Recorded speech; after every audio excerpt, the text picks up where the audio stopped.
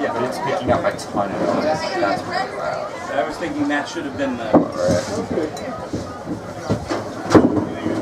Like whoever's running around upstairs. I don't see him. It's all here right now.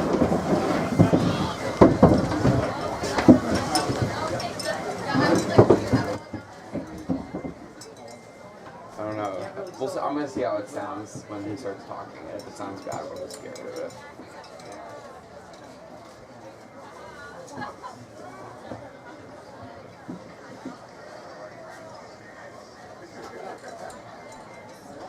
Oh, they can hear us. Wait, camera number 1. Oh, that's why. Whoops. I meant for it to be camera number 3. Now finish seniors and their families in numerical order. No, I meant for it to be camera number 2.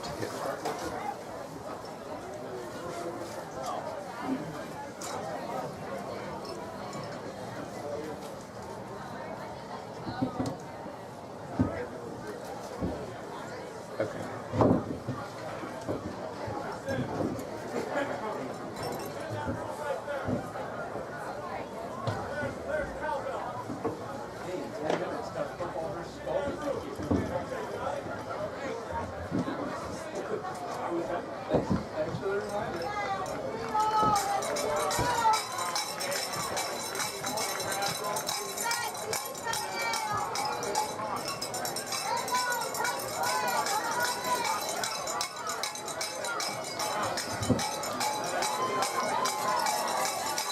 Ladies and gentlemen, the Tufts University Jumbos.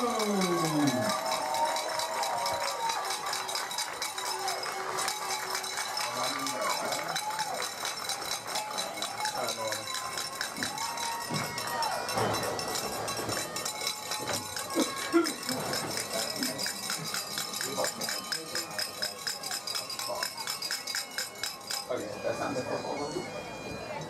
Ladies and gentlemen, today is Seniors Day for the Tufts University football program. At this time, we will take a moment to honor the members of the class of 2018-19 and their families. Not many Jumbos have won as many games as the 26 seniors who we salute today.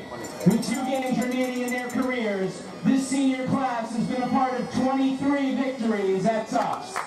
They have an opportunity to match the most wins ever by a jumbo football class in the modern era.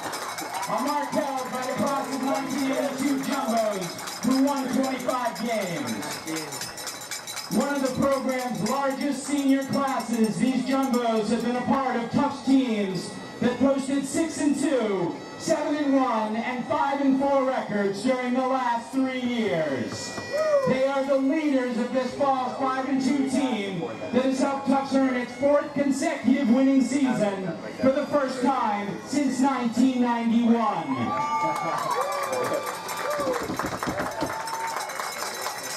Now let's meet our seniors and their families in numerical order. With brother Joey, parents Suzanne Bergen and Joseph Lapiana. Number 5, Alex Lapiana. I think we all need to go. Yeah, can you just well, the thing is, actually it might not matter. Kind of. Can you just go? Meeting parents Kathleen and Ed. Number 6, Frank Roche.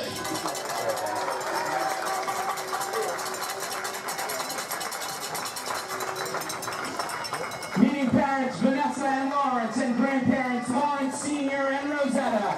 Number 7, Trey Nelson.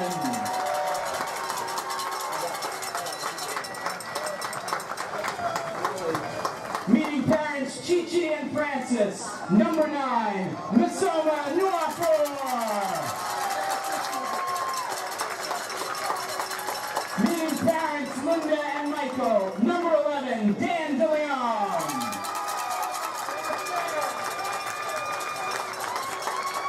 Meeting parents Catherine and Jim.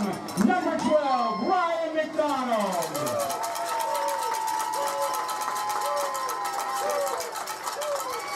Meeting parents Laura and John, and grandparents John, Bridget, and Margaret. Number 13, Jack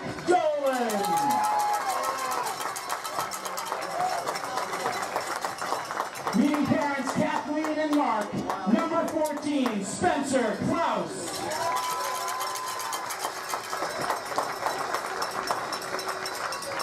Meeting parents Melissa and Curtis. Number 16, Ryan Hankfeld.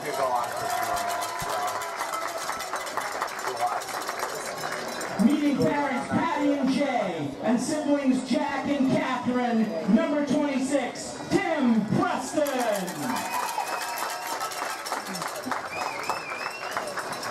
Meeting parents Claire and John, along with grandma and siblings Jackie, Tori, Nick, JP, and Chris. Number 30, Don Borelli. Meeting parents Patty and Todd. Number 39, Pierce Lucas.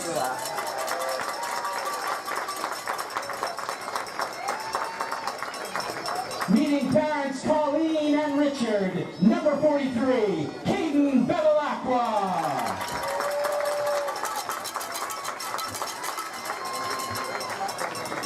Meeting parents Carrie and John, along with Grandpa Curlis and siblings Margie, Mac, and Griffin. Number 44, Jared Osler.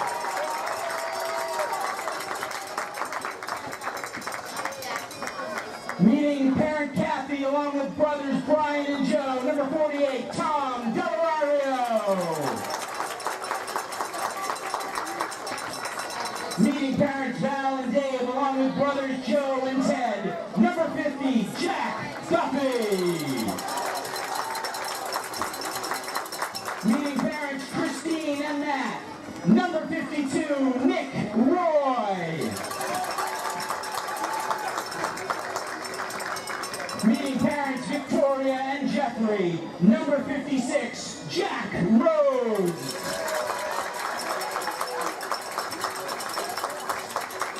Meeting parents Jen and Chip. Number 62, Dan McDonald.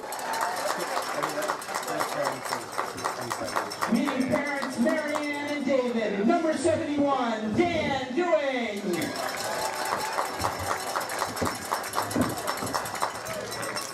Meeting parents Quentin West and Goody Reitzenstein West. Number 71, Tim Reitzenstein.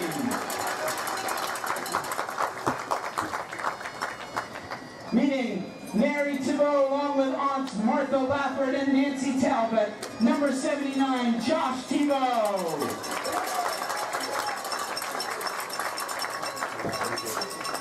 Meeting parents Tammy and Lloyd along with brother Mason. Number 98, McCoy Berger.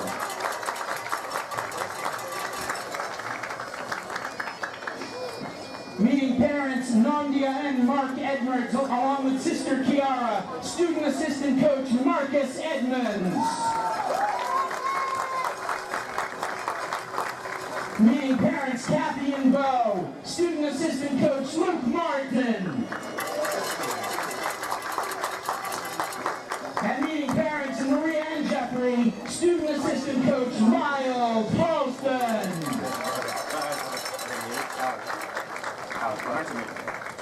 Ladies and gentlemen, let's have one big final round of applause for the class of 2018-19.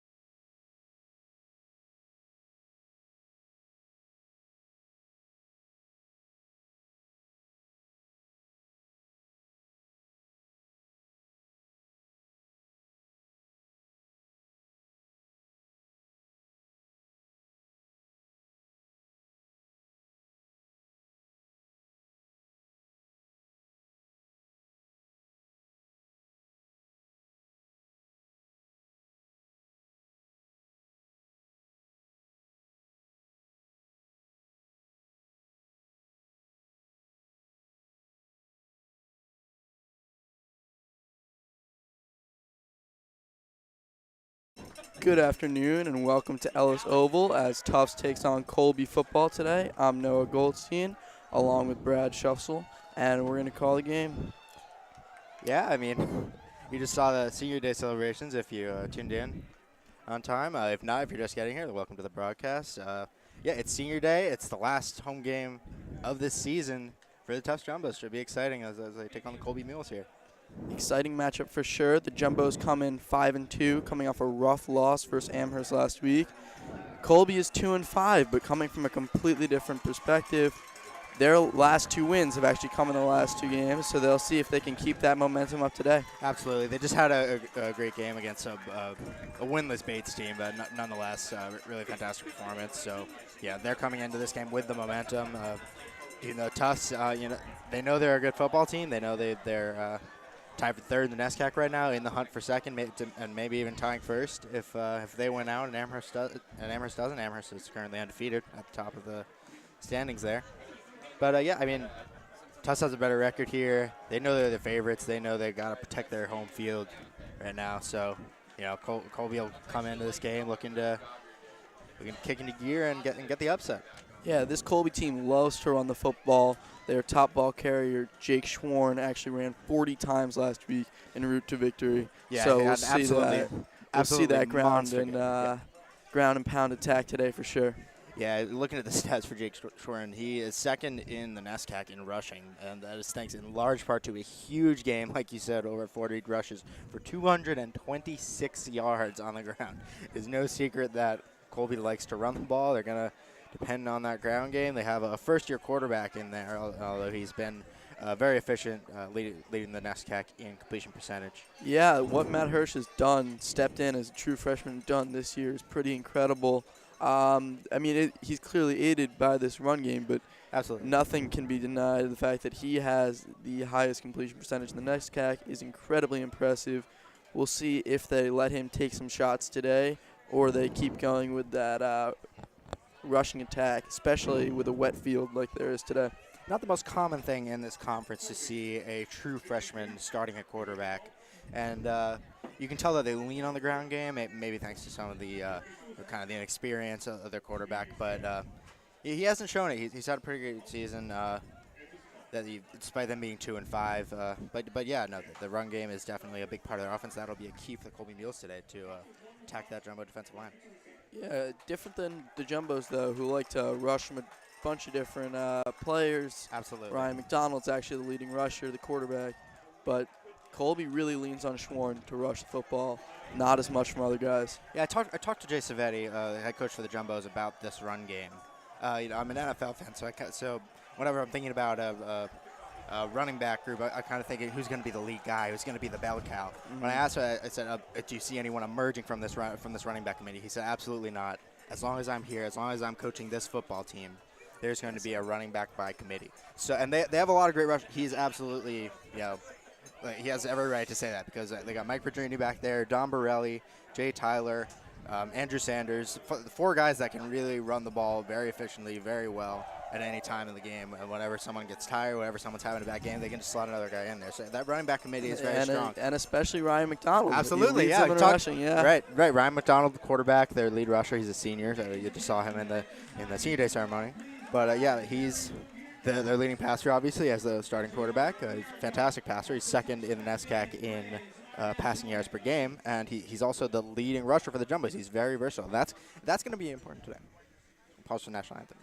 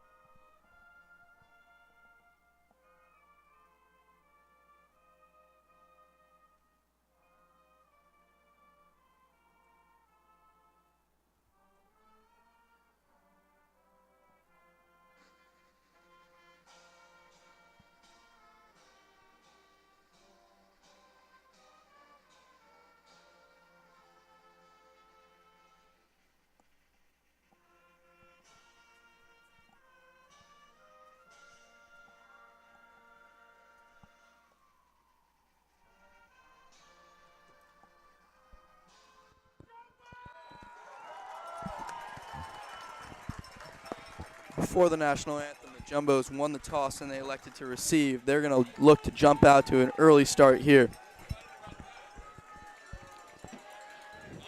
Yeah, absolutely. They're going to get the ball to start this game. They want to get that offense going. They know that this Colby defense has struggled a bit this year en route to their 2-5 record. That's been a big part of it. They let up a lot of yards, especially on the ground, so they're going to look to go to that running back committee, go to McDonald on the ground. And if I'm Colby, if I'm the Mules defense, I'm looking to make McDonald throw the ball. He's dangerous, of course, through the air. He's very dangerous, but yeah, you're definitely thinking, I want to make him throw. I want to make him make a mistake.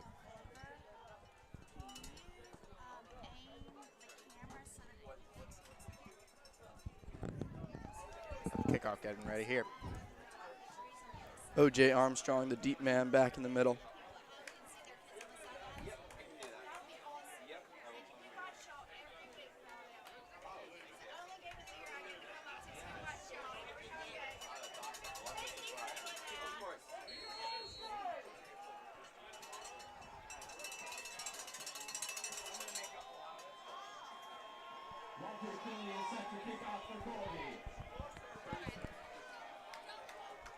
Kicker for the Colby Mules there is Walter Tilley, number 36.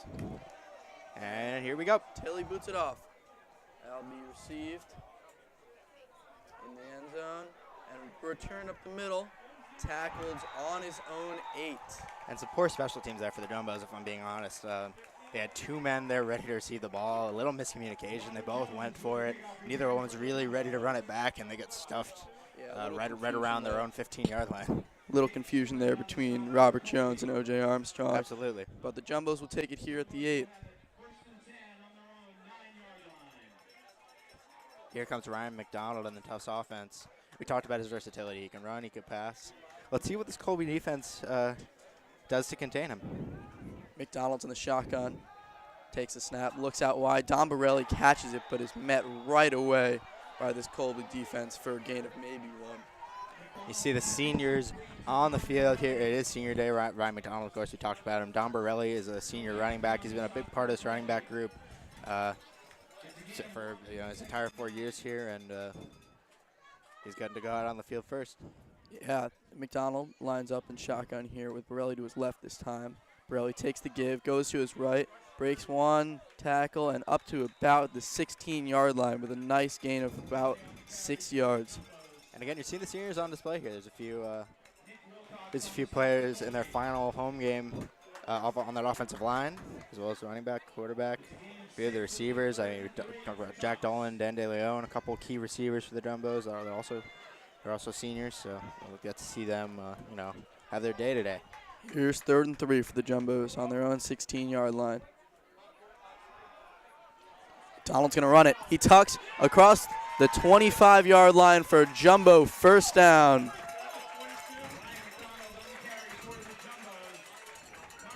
That's going to be a big part of their offense today for sure. Good to see McDonald get going early with the running game.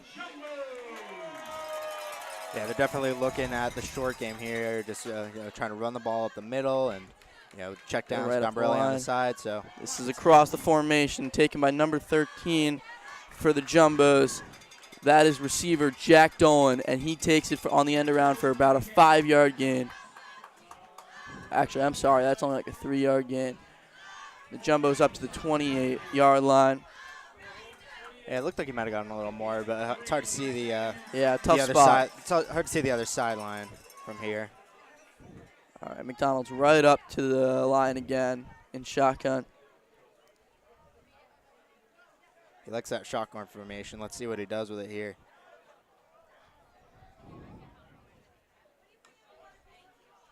Fake the end around this time. That's a shuttle pass up the middle.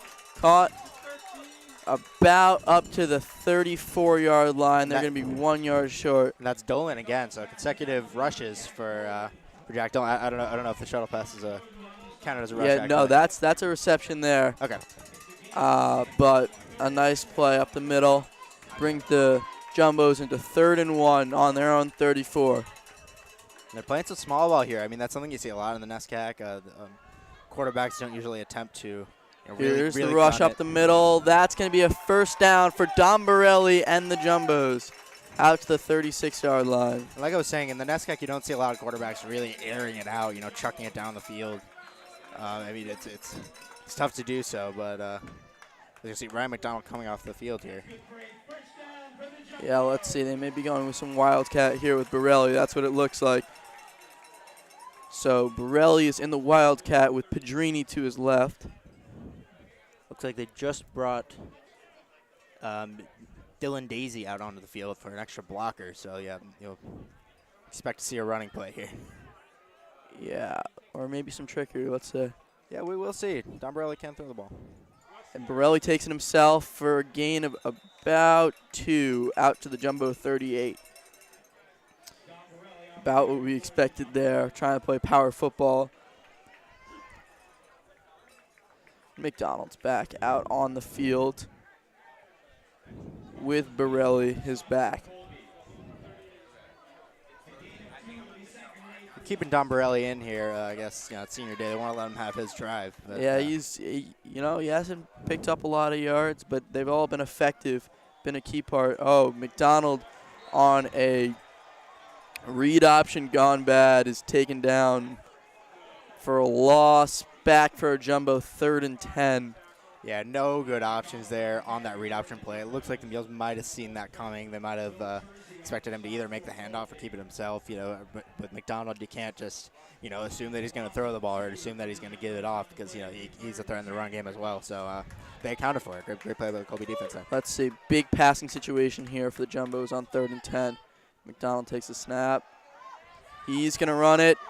He's got a first down to his right, across the 50-yard line and out to the 47 of the Mules for a Jumbo first down. What a play by Ryan McDonald.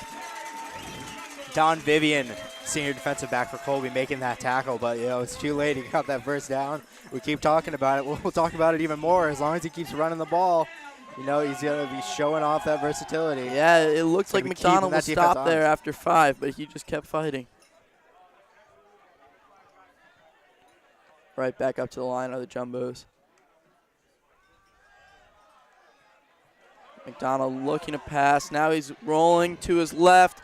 He slides for about a gain of 1 out to the 46-yard line of the Mules. No real options there in the passing game. McDonald took the safe option, ran it for a gain of 1.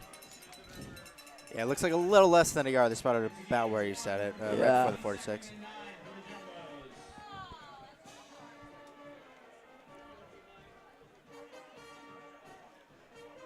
This has been a good drive for the Jumbos so far, having taken 5.5 minutes off the clock. McDonald throwing this time. He finds number 11. That is Dan DeLeon for a first down for the Jumbos out to the Mules 36. And we knew this was a strong senior class, but like I keep saying, they're leaning on him here. I mean, the runs with Dolan, the pass to DeLeon, the Wildcat with Don Borelli. Yeah, no, this has been a largely senior drive, which is impressive for this Jumbos team. McDonald's got trips receivers out to the left. He looks, he throws the screen. This one's Dolan. Dolan makes a man miss out to the 20-yard line, up to the 18 for a Jumbo first down on that screen. Really fantastic play there. I mean, the little bubble screen on the left to Dolan. You talk about sometimes receivers being an extension of the run game when they're so strong in that short passing game. And that's exactly what he did there with Dolan. Here's a first down at the 20 for the Jumbos. The give is to Borelli. Borelli's got room to run. He's out to the 5-yard line and wrestled down there, but another Jumbos first down. Yeah, this Colby defense has looked helpless to stop the running game of the Jumbos. I mean, they're just kind of getting those ground yards. Rush up to the line. The give, no. McDonald keeps it himself and runs it for a touchdown on the option. Touchdown Jumbos. They'll take a 6-0 lead. 6-0 lead here for the Jumbos very early. I'm not sure how much time has gone. 8 minutes, 30 seconds left. Really strong, sustained drive for the Jumbos, ending in the little fake give for the touchdown run for Ryan McDonald. 92 yards, 6.5 minutes. McDonald manufactured a great drive, and the Jumbos are going to kick the extra point. Matt Alswanger here out to kick it. It's up and it's through. 7-0 Jumbos. They take the early lead versus Colby Mules.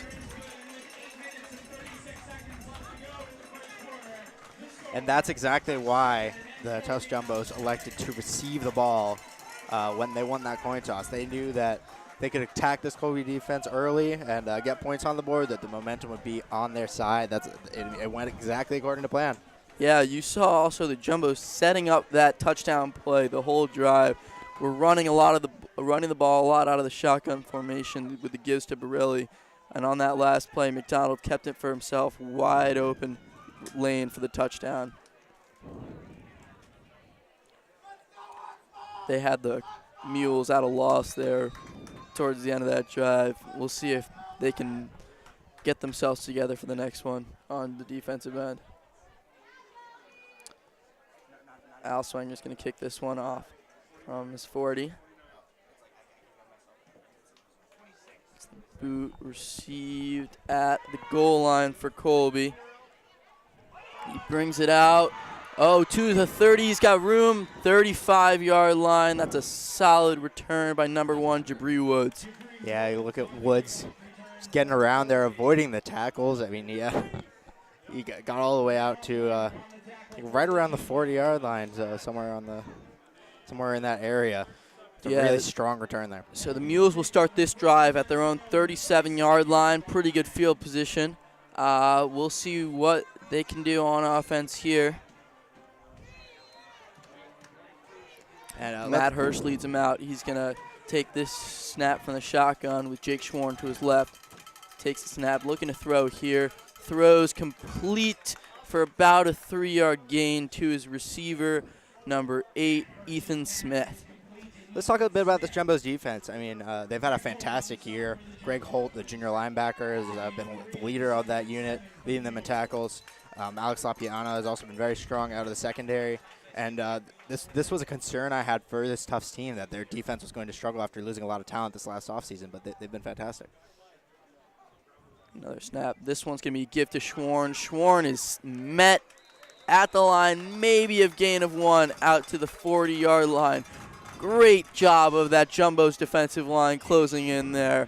That's what they're going to have to do today versus Jake Schwarn in this rushing attack for Colby. And as I just mentioned, Greg Holt, there he is getting that tackle.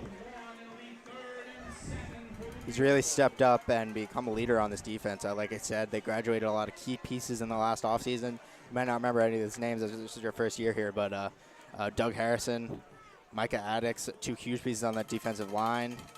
Just a lot of really great defensive players. So a lot of people might have expected this type of defense to struggle. I know Jason Vetti was slightly worried about that. But here's the 3rd and 6 play. They've been fantastic. Hirsch is going to look to throw, and he's sacked.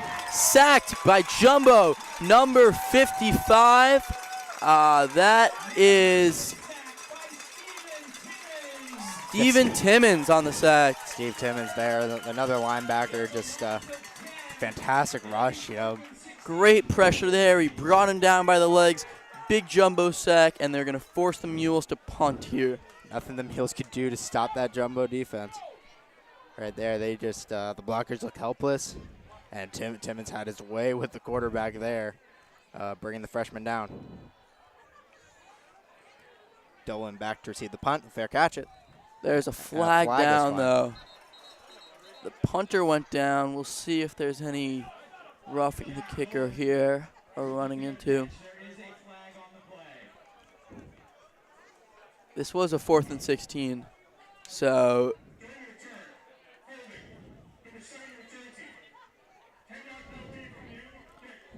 that'll be a holding call on the Jumbos.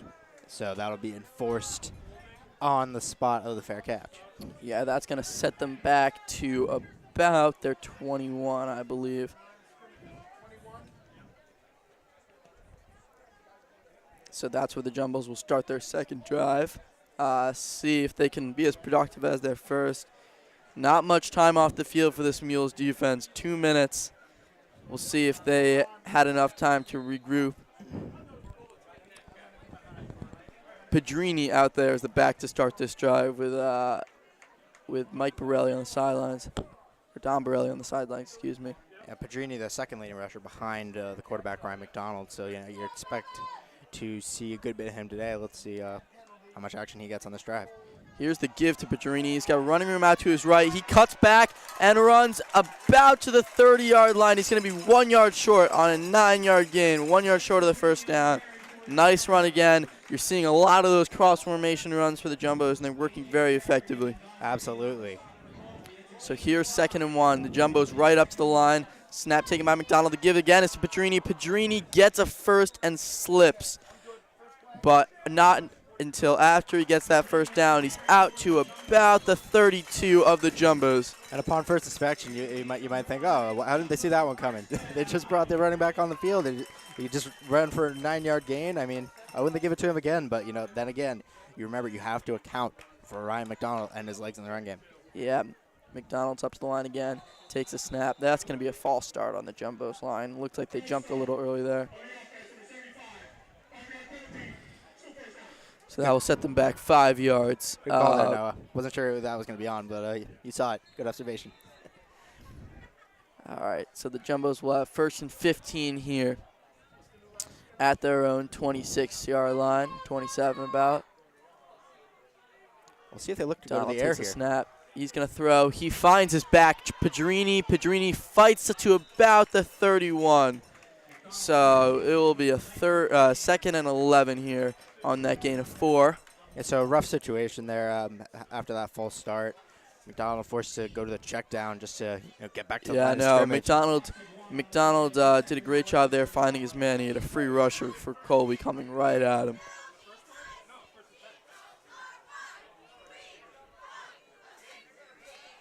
McDonald rolls out to his left. He's looking to throw. He runs, and he gains about 2 yards out to the 33 of the Jumbos. That will set up a 3rd and 9. So now they'll be back at the line of scrimmage, or at least a little bit past it. Let's see. And maybe they're going to the pass here again on 3rd down. I mean, it is a 3rd and long. Yeah, there was a little miscommunication there as McDonald wanted his receiver, Spencer Close, to make a block. Close thought he was asking to go out for a route. Colby McDonald drops back. He throws. He's got his man Jack Dolan. Dolan gets a first down out to the Jumbo 47-yard line. And the Colby Mules showed blitz there. Only sent 4 men. The Jumbos were not fooled by their coverage at all. Able to find that break in the defense, find Dolan, and he gets those yards after catch that he was yakking out there. And this give is to Pedrini. Pedrini to his left. He crosses the 40 out to the 41-yard line. A gain of 4 yards on the carry. Yeah, no, these Mules have not been able to stop. The yards after the catch. They haven't made tackles in the open field. And we know Jack Dolan is great at that. I mean, we talked about being an extension of the run game.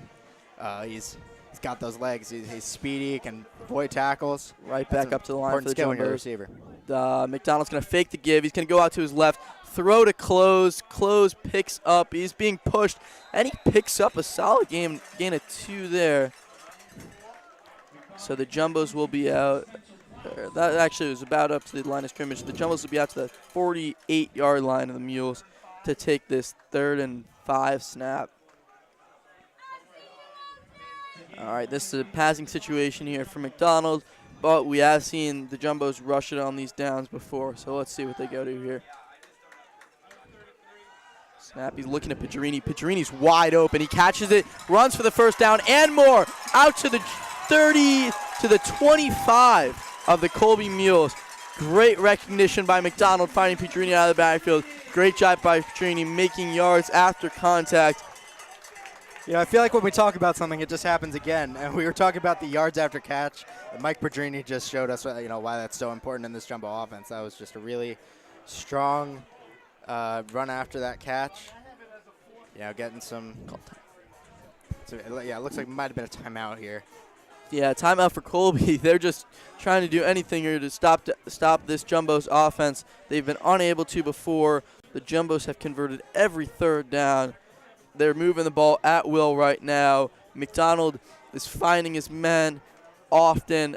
Running backs, both Don Borelli and Mike Pedrini, have been elusive out of the backfield, both in the rushing and receiving game. So, Colby taking a timeout just to kind of stop the action and regroup here.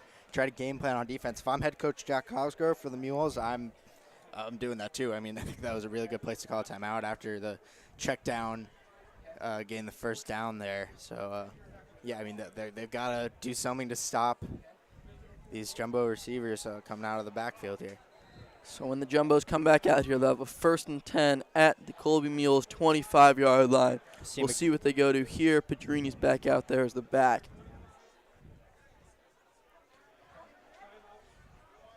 Dan De Leon is out wide on the close side of your screen here to the left. Yeah, De Leon is the only receiver to the left, 2 to the right. This give is to Pedrini. Pedrini up the middle, rumbles for about 7 yards out to the Mules, 18-yard line. That's a good run there again by Mike Pedrini. Yeah, he carried a few guys on his back for a couple yards there. McDonald straight back up to the line again, looking to take a snap. Takes the give again to Pedrini. Pedrini has less room this time, but fights for 3. Depending on the spot, may have a jumbo first down. Don't think he quite got there. It's a little difficult to see from here, but let's see what the They're calling in officials the think about it. chains here, it looks like. Put the chain gang out to measure this spot. Looks like he may be just short, but Yeah, we'll see. if I had to say, I would say that he's short, but let's see here. Looks like it's going to be short by a good bit. So it will be 3rd and inches for the Jumbos. We saw an incident in the NFL where an official used an index card to measure the spot. No index cards needed here. Yeah, you'd need a whole stack of index cards if you wanted to measure that one. Yeah, 1 is generous, though. It will be about 3rd and inches for the Jumbos here. We'll see what they do. Pedrini's out there. They may go to more of a power run again.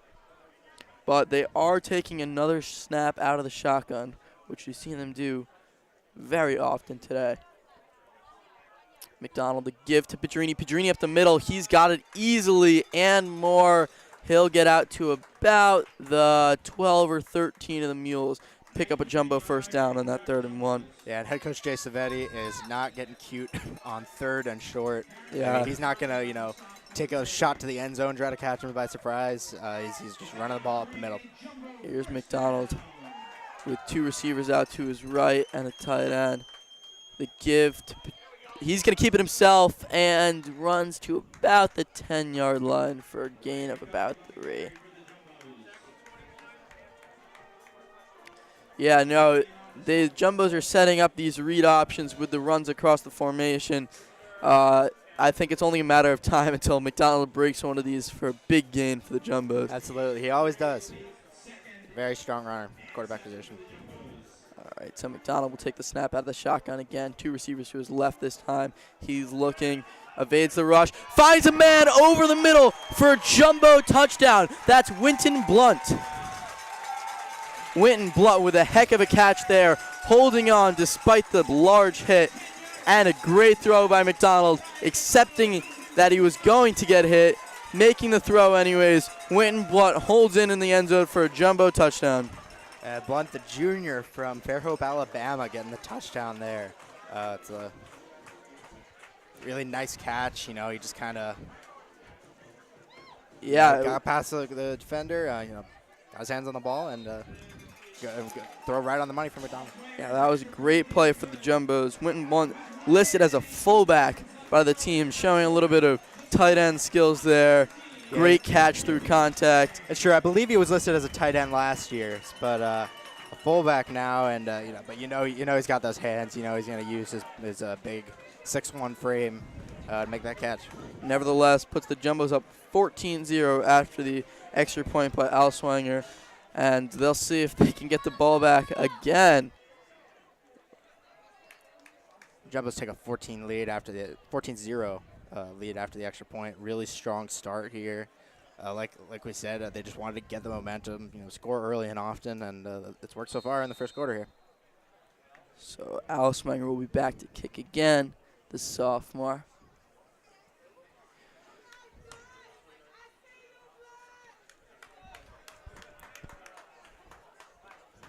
Fans screaming at Witten Blood here. Just got the touchdown.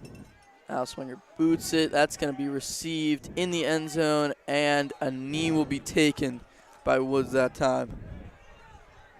A strong kick there from the lefty kicker. Might have gone with the wind a little bit, but it gets it back in the end zone, forces him to take a knee.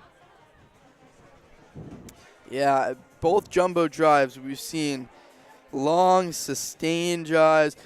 First one was 91 yards. This second one 79. So great efficiency by the jumbos, just moving the ball methodically. Colby doesn't seem to have any answer for the jumbos offense today. And we got a glimpse of the Colby offense when the Jumbos defense just absolutely stuffed them for a 3-and-out in the last drive. So let's see here. Here's the give. Schwarn's got some room to run this time. He's rumbling to about the Jumbos' 45-yard line. Oh, and there's a flag in the backfield here. Colby does not want to see that run called back. Yeah, let's see. It's a big call if it's a holding. Actually, not quite in the backfield. It's right around the first down marker. Yeah, this one's going to come back. That's a real momentum killer for Colby as they were just getting something going on the run game. Yeah, we talked about how strong of a runner Schwarn is, the senior out of that Colby backfield. He showed off his skills there, but just unfortunate for that to be called back. So this looks like it will be a first and 11 for the Colby Mules here. Hirsch is back with Schwarn to his right to take the snap. That was back from the spot of the foul, not from the line of scrimmage. Yes. Hirsch is looking to throw here. Makes the throw across the middle, complete to about the 30. That is Brandon Miner on the catch.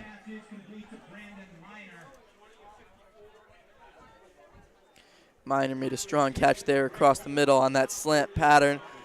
And that will take Colby out to about the 30 for 2nd and 5.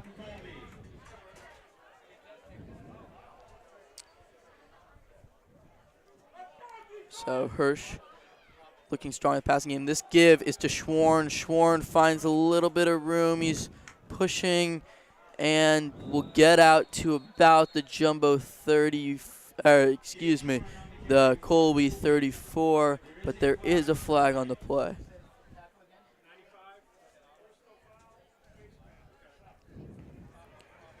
This one looks like it's going to go against the Jumbos. It does. So the Jumbos will gift the Mules a first down here. Yeah, that's a big penalty.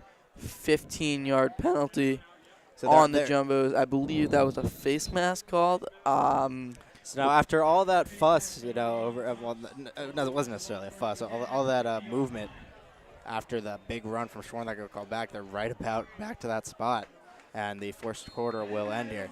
So strong first quarter here for the Jumbos as they've taken this huge 14-0 lead. The offense has been incredible. The defense got to stop the only time they've been on the field. Just overall great stuff on the senior day for the Jumbos. Yeah, I mean, the seniors are making their teammates proud here, and just in general, the Jumbos have been playing very well. They had a great defensive drive to start it out, and I think the defense is going to really face their first challenge of the day here on this drive. Yeah, I mean, this is exactly the type of game that the Jumbos wanted to find themselves in here. As the second quarter is about to begin here, Matt Hirsch lined up in the shotgun with Jake Schwarn out to his left. Receiver in motion, number 82. The give is to Schwarn. Schwarn runs for about 4 out to the Jumbo 46.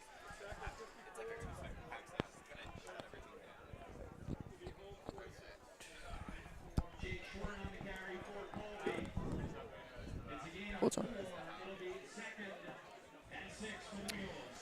Apologies there. We had small technical difficulty, but we're all good here on this JumboCast broadcast. So the Mules will have a 2nd and 6 out at the Jumbo 46. See what they do here. This one's going to be Hirsch throwing. Looks to his right. Makes a throw. Not really close. Looking for his man Miner again. But well covered by the Jumbos. Smart decision by Hirsch to not throw into that coverage. Yeah, it might have overthrown him there. Not sure exactly what he was trying to do, but he's been looking for minor today. Let's see if that continues. So this will be a 3rd and 6 for the Mules, who have looked to throw more than we expected today, for sure, so far. Yeah, I wouldn't be surprised if this is a run to the outside here on 3rd and 6. So Hirsch will take the snap here with Schwarn to his left. Schwarn's in blocking, throw across the middle. That's going to be just short of a first down. Caught by Andrew DeFranco there. This will be 4th and 1 at the Jumbo 41. We'll see. This is an interesting decision here for the Colby Mules. Looks like they're bringing the punting unit onto the field. And a great tackle there by number 24, Michael Maggetto, sophomore defensive back for the Jumbos. I mean, he just threw him to the ground. If he had, used any less strength than that, 1% less strength, then the receiver might have been able to get his way out to the first. It was very, very close there. Great Interesting tackle. decision for the Jumbos. Here's Salea on the punt. Gets it away. The Jumbos are going to let that go. And, no. The Mules are not able to down it on the 1. It will go for a touchback to the Jumbos out to the 20-yard line. Really great effort by that special teams unit. I mean, the punter kind of placed it in the perfect position for it to roll, and the bounce was just unlucky enough where he was able to cross the goal line. Almost saved it. Almost able to get it back out, but yeah, Salea put that down, but the wet field here at Ellis Oval just made it tough for Colby player who's sliding in there to try and down it at the 1. Yeah. Unable to do so. We'll give the Jumbos the ball at the 20. So another big stop for the Jumbo defense there. Yeah, the weather here in Somerville is pretty nice, but it was a bit of rain last night, so you got some wet grass on the field. That's probably the first time we've seen that affect the actual play. But so here's something to look out McDonald for you. with, I believe it's Don Borelli out to his left this time. Yeah, it is Borelli. He's looking to his right, looks to Borelli. Borelli catches it, got a little bit of room, tries a spin move, brought down at the Jumbo 29 after a gain of 9. These running backs are really getting involved in the passing game, working very effectively for the Jumbos. Everything's been out of the shotgun formation today. Big contributions by Borelli and Pigerini both. So here's the Jumbos on 2nd and 1 in the shotgun again. 2 receivers out to the right. McDonald's going to keep it for himself. Goes out to the left. First down and more. Out to the 40-yard line is Ryan McDonald, sliding down by the Colby sidelines. Big gain there. As we talked about, that read option, it's only a matter of time for McDonald to tuck it. He does so there. Gets a big gain for the Jumbos. And, of course, as the quarterback, you usually see him slide on the end of those big runs there. But we have seen him on a few of these plays kind of use his big frame to kind of push past guys and get more yards. So he takes the snap here. He looks, pitch to Dolan. Dolan's out to the Mules 38-yard line. Another shuttle pass for the Jumbos. Works effectively again. And Jack Dolan has made a career as a Jumbo off of doing just this. I mean, you can see him go downfield. You see him try to beat his cornerback. Here's the give to Borelli. Borelli out to his left. Not much room there. Gains about 1. So it'll be 2nd and 9 for the Jumbos at the Colby 37. Like we were saying for Dolan, we keep mentioning it, those yards after catch. He's really strong in that area in the short passing game, and he showed it there. Yeah, Jack Dolan is up to 4 receptions for 57 yards, attributing partially to Ryan McDonald's perfect 11 for 11 in the air. Looks like that. I'm not sure if that updated to include that pass. Those live stats don't update exactly right after. Here's McDonald. He's got pressure on him from Colby, and he's brought down for the sack. That's number 17, Carson Caton there, defensive line, sophomore for the Mules. Great job getting to the quarterback, getting past this strong offensive line, this Tufts offensive line to bring him down. Yeah, that's the type of play that this Colby defense needs as it brings the Jumbos all the way back out to the 47. This will be 3rd and 17 for the Jumbos, or maybe a little even more. 3rd and 20, they're marking it. So we'll see what McDonald can do here. Obvious passing down. Looking to pass, looking to his right. Finds Borelli, who catches it, falls, and then gets back up, brings it about to the 41-yard line. Nevertheless, will be a 4th and 13 for the Jumbos, who will be forced to punted away. And up 2 touchdowns. They're not taking any risks. They're just going to go to the check down here rather than risk throwing an interception.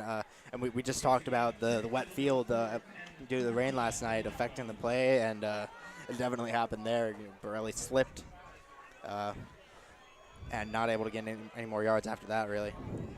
So this will be a punt for the Jumbos here. It'll be Alex LaPiana out. Punts it away. This is a low-hanging one. It's going to be able to be down within the 10. It keeps Jumbo roll to the 6 of Colby. Not the prettiest punt by Alex LaPiana, but does its trick for sure. I mean, when you're putting out from the 40, and that's the defensive back in there, by the way. Alex LaPiana, he's a defensive back and a punter. He's a dual role there for the Jumbos.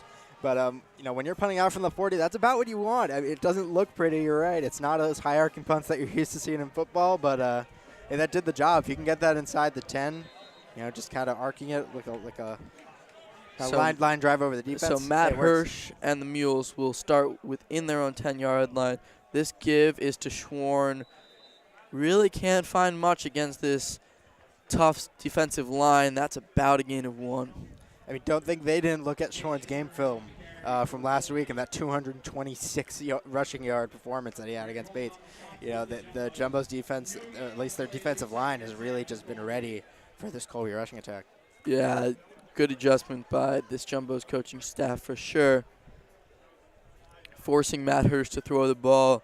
He's done so effectively all season, but if the Jumbos have their ways, then Jake Schwarn's taken out of this offense a little more than he was last week. So Hirsch will take the snap. He's looking, fires to his left, complete. No, ruled incomplete after the rolling over. Ethan Smith was the intended target there. He had it, went to the ground, and lost it there. Yeah, the tight end there, letting the ball slip out of his hands a little bit. Unfortunate for the Mules here. They're going to face a 3rd and long now. So Hirsch is forced to throw again. He's 3 of 5 in the air today, but that's only for a total of 14 yards thus far. So we'll see if he can pick that up.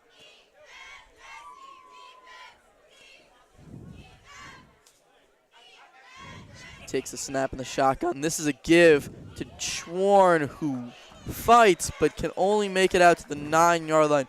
Very conservative play call there for Colby, down 14-0. And Greg Holt saw it coming all the way. We talked about what a great defensive player he is. He wraps him up by legs. His teammate helps him, topple over Schwarn there. And, talked about Holt being a leader of that defense. He's also, initiating plays, seeing them before they happen.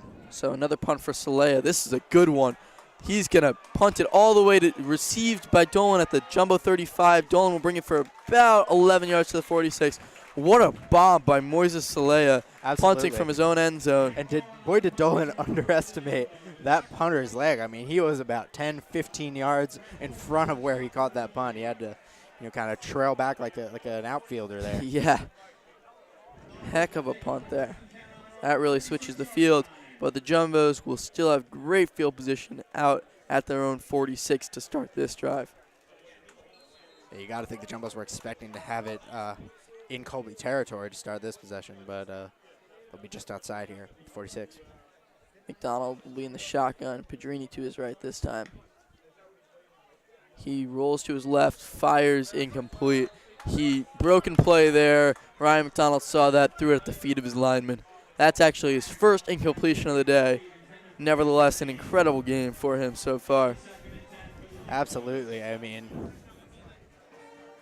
you're picking your poison with McDonald when you're trying to stop him in the run game, trying to stop his pass. I mean, whichever way you're trying to contain him, it's just he can beat you either way, through the ground or through the air. So he'll take the snap here with trips receivers to his left, one to his right. That's a throw to Dolan again. Dolan catches, fights his way to about the Colby 45. Looks like he's be a yard short of the first down, but another great play by Jack Dolan with the yards after the catch. Yeah, they should start calling, I know it's second to last game, but they should start calling him Jackie Yak. Yak Dolan maybe, because he's just fantastic in that yards after catch game here. Yeah, they've looked for him in the short passing game so far. He's delivered. Semi-slot role for him, but he's doing an amazing job. So it'll be 3rd and 1 for the Jumbos here at the Colby 44. The give is to Pedrini. Pedrini looks to have the first down and is pushed out to the 41 of Colby. Another 3rd down conversion for the Jumbos there. I'm surprised we're not seeing much of Andrew Sanders here. He usually gets some touches in the first half, but Mike Pedrini and Don Borelli have both been doing so well that just got to leave them out there. So this snap will be from the Colby 41. McDonald's in the gun. The give is to Pedrini to the left. Pedrini's got room, cuts back, trips, about to the 40-yard line for a gain of about 1. A little bit of extracurricular activity on that Colby sideline between Tufts offensive lineman and a Colby defensive player.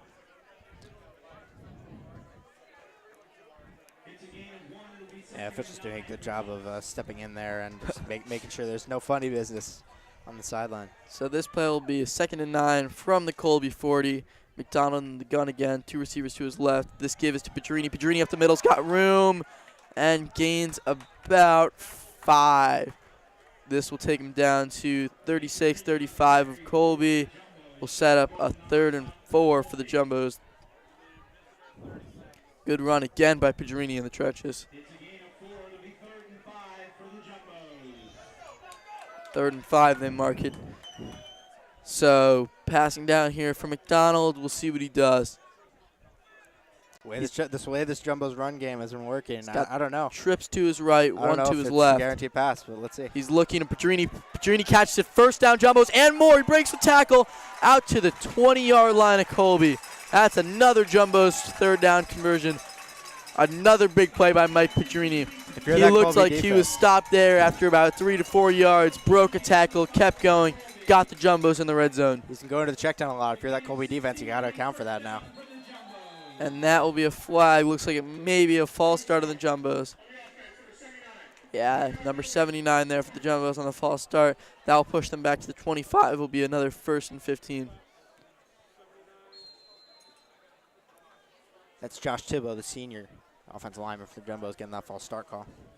The rain's starting to come down here. The crowd's getting their umbrellas out. Yeah. We'll see how that affects this game. Can't imagine it makes it easier for Colby to pass on this defense.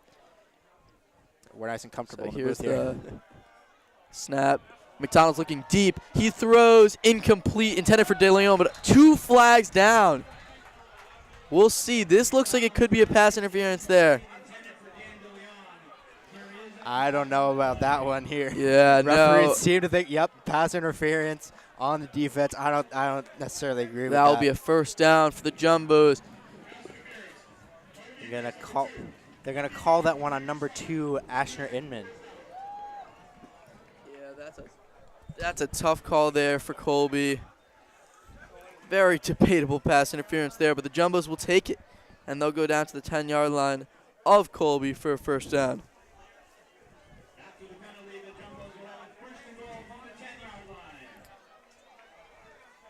Empty backfield here for the Jumbos. McDonald is back with 3 receivers to his right, one of them being Pedrini out wide, and 2 to his left. Dolan and De Leon there. Gonna get set, 5 out wide for the Jumbos. McDonald looking to his right, throws incomplete, but another flag down. Another flag down. McDonald was looking for his tight end, Jack Donahue there. Had a defender draped around him. This may be another pass interference call. Yeah, I mean, this Colby defense has had a bad day so far, and the referees are not helping them out right now. I mean, I don't think either of those was a pass interference. I think that they're being a little too generous towards that Tufts offense. The Jumbos will get it at the 2-yard line of Colby now after that pass interference. Lucky for them there. Absolutely. Looked like some good defense, but you're not complaining. Now they'll go back to the Wildcat look with Borelli under center and Pedrini to his left. Borelli takes a snap. He's going to keep it himself. Up the middle. For a touchdown, Jumbos. Dom Borelli with another Jumbo touchdown. Yeah, and you hate to see that. That's got to be a really just demoralizing blow to Colby here. The Jumbos are going to They're up 22-0 now. They're going to take a 21-0 lead pending the extra point. And, man, I mean, after those 2 pass interference calls, to have them just run it up the gut and score a touchdown there on the Wildcat from it, I mean, that hurts. Al Swanger with his extra point. It's up and it's good, but there are flags down. This may be a false start on the Jumbos again.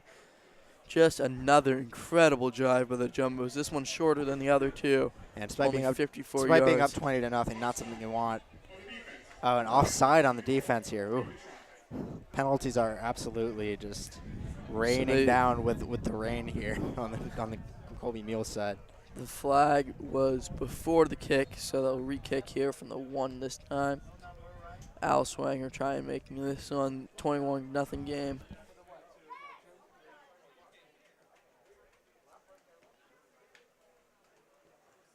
Kick is up, and it's good. So the Jumbos will take a 21-0 lead here. Their offense looks unstoppable. Just manhandling this game on their senior day here at Ellis Oval. The rushing attack has been McDonald, Borelli, and Padrini, and they just cannot be stopped. McDonald's got 9 carries, 36 yards, and a touchdown. Padrini's got 9 carries, 36 yards, and Don Borelli, 6 carries, 26 yards, and a touchdown for himself. Yeah, let's make something clear here. Whether or not you agree with those flags down in the end zone there on those pass interference calls, I mean, the Jumbos still put together a really fantastic drive. Their defense set up great field position for them, and McDonald as well as the running backs just really had a great drive and set them up for yet another touchdown here. And they have a commanding 3-score lead, 21-0 over Colby Mules. So Al Swanger will kick it off here. The rain has subsided a little. It's still coming down lightly. Al Swanger boots it to the left. It will be received by Woods at his goal line. Brings it out to the right, past the 15, and will be stopped at about the 16. And that's where Colby will start this drive.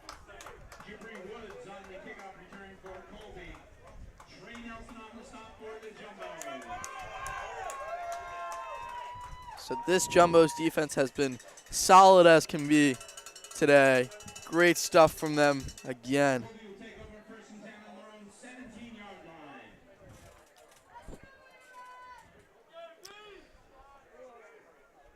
So Hirsch is set up in the shotgun here with Schwarn to his left. He drops back, looking to pass, rolling out to his right. Got nothing and is sacked by the Jumbos. A couple of Jumbos in on that one. That's another sack. This pass rush has been untamable so far. Jared Osler is the one credited with that sack. Big one there for the Jumbos. We'll set up a 2nd and 18 at the Mules 9. Yeah, it looks like Tega Agbiri might have been in there as well. I'm not sure if I'm pronouncing that name right, but just overall, real breakdown for the Mules offensive line. And great play by the Tufts defense. Get a few men in there for that sack. So Hirsch is back. This give is to Schwarn. Schwarn out to the left. Got a little bit of room to run. He's stopped at about the 15 of the Mules. Broke a couple tackles there. Not much room towards the end of the run. Nice run there by Schwarn, though.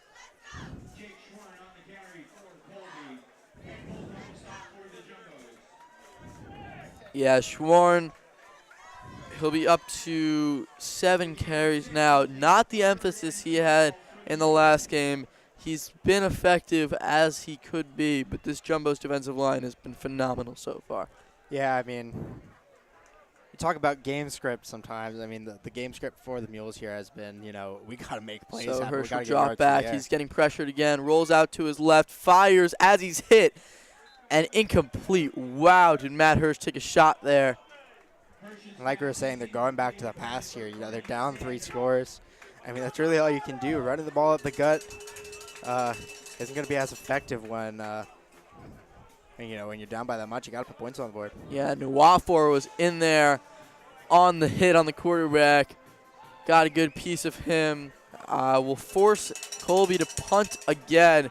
Jack Dolan's back much deeper this time, expecting a far punt. So Salea boots it away. This one's a little shorter. Received at about the 42. Taken to his left, breaks one tackle, and will be stopped at the 46 for a return of about 4 yards for Jack Dolan and the Jumbos. Good special teams play there from the Mules. Able to bring Dolan down, not let him break out for a big return, as he has been known to do. I mean, Dolan's a strong punt return. So the Jumbos will take the ball again. 4 minutes, 24 seconds on the clock in this first half with a commanding 21-0 lead for the Jumbos.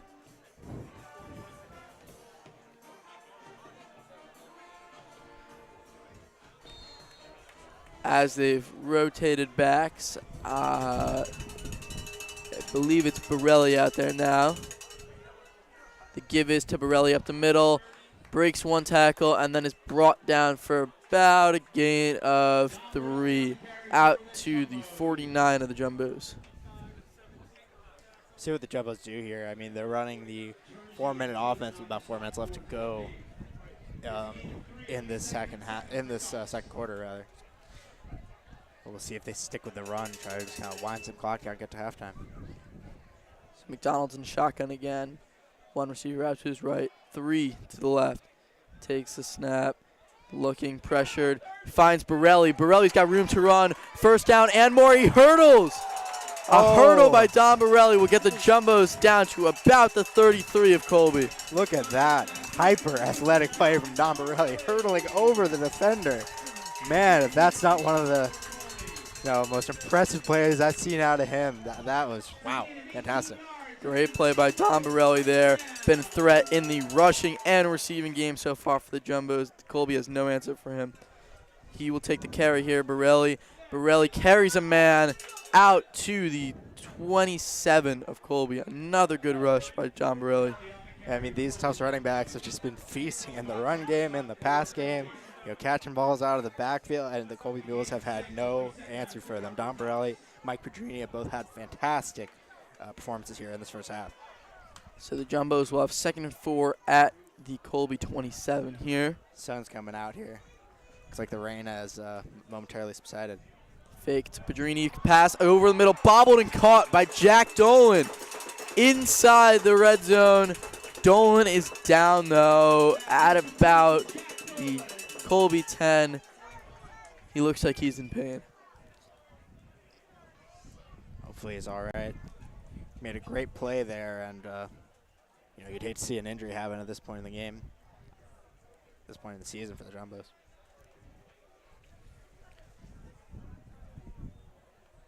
So as Dolan receives treatment, the Jumbos have had an incredible attack on the offensive end.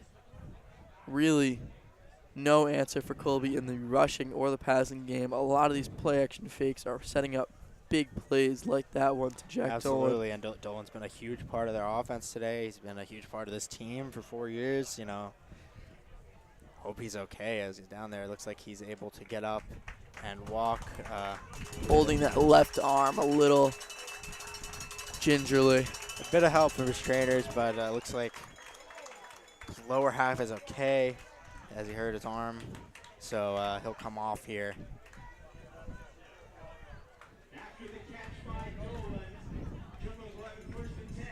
We'll have De Leon, Armstrong, as well as Donahue out there. So Jumbo's first down at the 11. McDonald will take the snap. The give across will be ran for about 5 yards. That's a good pickup on that end around. That was O.J. Armstrong there. O.J. Armstrong used that end around. Looked like a broken play for a little while. Was ended up picking up about 5. Yeah, a strong run there from the wide receiver 7 position. they'll give him. So it'll be 2nd and 3 for the Jumbos at the Colby 4. McDonald's back there with Borelli to his right. Armstrong and close to his left. The receivers out wide. And De Leon to his right. Another strong driver for the Jumbos. Let's see what happens. McDonald takes a snap. The give, no. He'll keep it himself. Runs. Ryan McDonald, another touchdown for the Jumbos. Ryan McDonald has been unstoppable with his feet today. Yeah, I mean, great run again. He's having himself a day. 2 touchdowns on the ground and 1 through the air. I mean, just a few weeks ago, I believe it was in the second game of the season, he tied Chance Brady's rushing touchdown record, rushing touchdowns in a game with a 4-touchdown performance. And I mean, he has another couple on the ground here. He's a fantastic, versatile quarterback, and he's showing out on this senior day. Al Swanger puts it through, puts the Jumbos up 28-0. Dominating performance so far for the Jumbos. Great to see here. And this has the makings of a blowout right now. 28-0 on the Jumbo side. They have just outmatched the Mules on every front so far. I mean, they've just had no answers on the Colby side.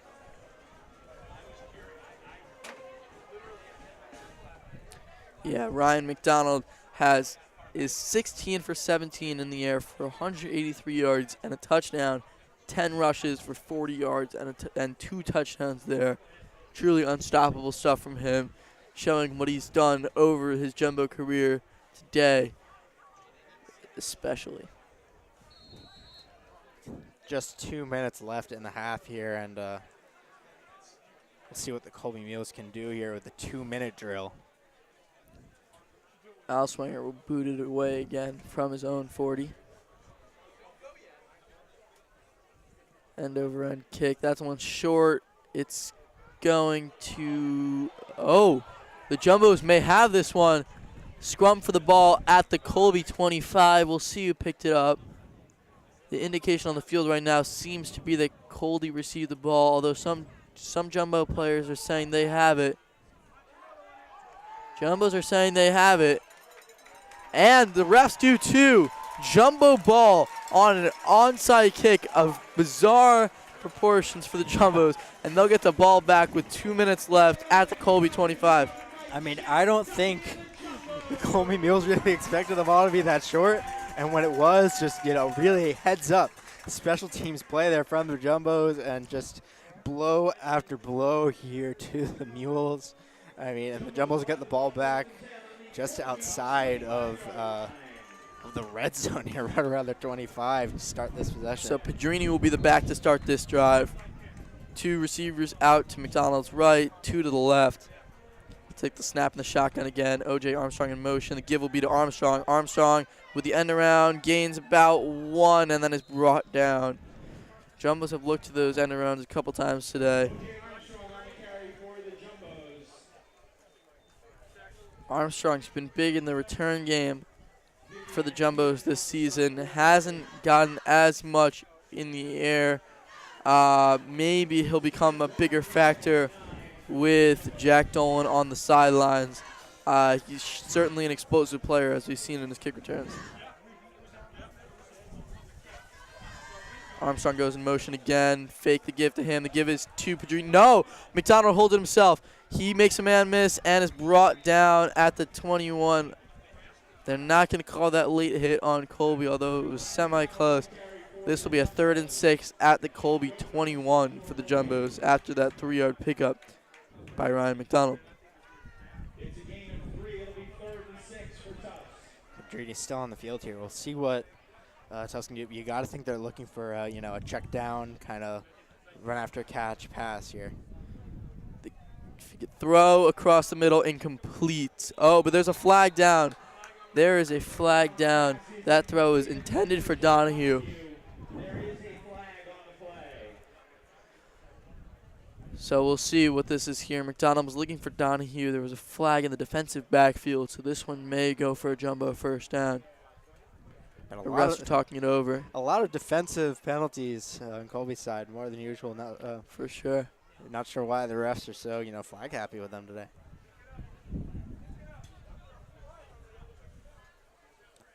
They're talking this one over. 3 referees down by the Colby end zone. We'll see the consensus they've come to here. No foul on the play. They pick up the flag, so this will be a 4th and 6 for the Jumbos. We'll see what they do here. They're on the 21. Looks like they may keep the offense out there. No, Al Swanger, the kicker, is going to come out. Looks like they'll go for the field goal here then. Field Yeah, goal that's- will be from about 39 yards for Alswinger. Field is a little wet. Not raining right now. Yeah, A little windy. The flag is draped. I would have been very surprised if the Jumbos kept their offense out there. Let's see what happens. Alswinger's kick is up, and it is just short. Looked like the wind kind of killed that one, as it is blowing pretty heavily here at Ellis Oval. Yeah, I mean, the ball just kind of came up dead in the air there, and no, it was short. But Yeah, nevertheless, 28 points. Jumbos will take that in the first half any day. Colby will get the ball back with 49 seconds left in their own territory. yeah, and Tufts is really showing out on the senior day. I don't know if you know, it's a bit of a senior day for me as well. I mean, I'm graduating this coming spring, so this is going to be my last Tufts football broadcast, and Tufts has really put on a show in this one for me. So I appreciate that one there. 28-0 is So it's Hirsch fantastic. and the offense is out of the 21. This give is to Schwarn. Schwarn to his left, got a little bit of room to run, and then his hit. What a hit there for the Jumbos. And that will take Schwarn for about a gain of 2. That's Miles Ship there on the hit, the junior. Flew out of the secondary there, did Ship. Good hit.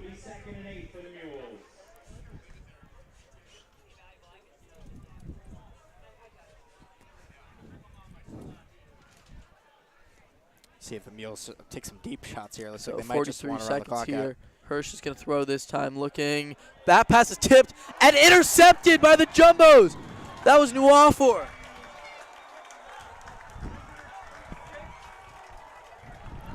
Wow. What a play there by Nuafor, who tipped up the pass and intercepted it himself. That is just a really impressive play there. I mean, the focus that you have to tip that up and then catch it on the way down. I mean, he just followed that ball all the way into his hands to force the turnover. Fantastic play there from Nuafor. I mean, wow. Yeah, wow. On his senior day, too. Nuafor, really athletic play there. The concentration, as Brad said, unreal. So the Jumbos will be back out there. McDonald's looking. He finds Borelli. Borelli catches it and is brought down for about a gain of 1 on that swing out to the left. See how many plays they can get in here. 25 seconds there. And counting. Looks like the Jumbos have taken a timeout, so they may run that back a couple seconds. We'll see if they take a shot to the end zone here. They have to be pretty comfortable, but they'll try and put on a little more points for the half.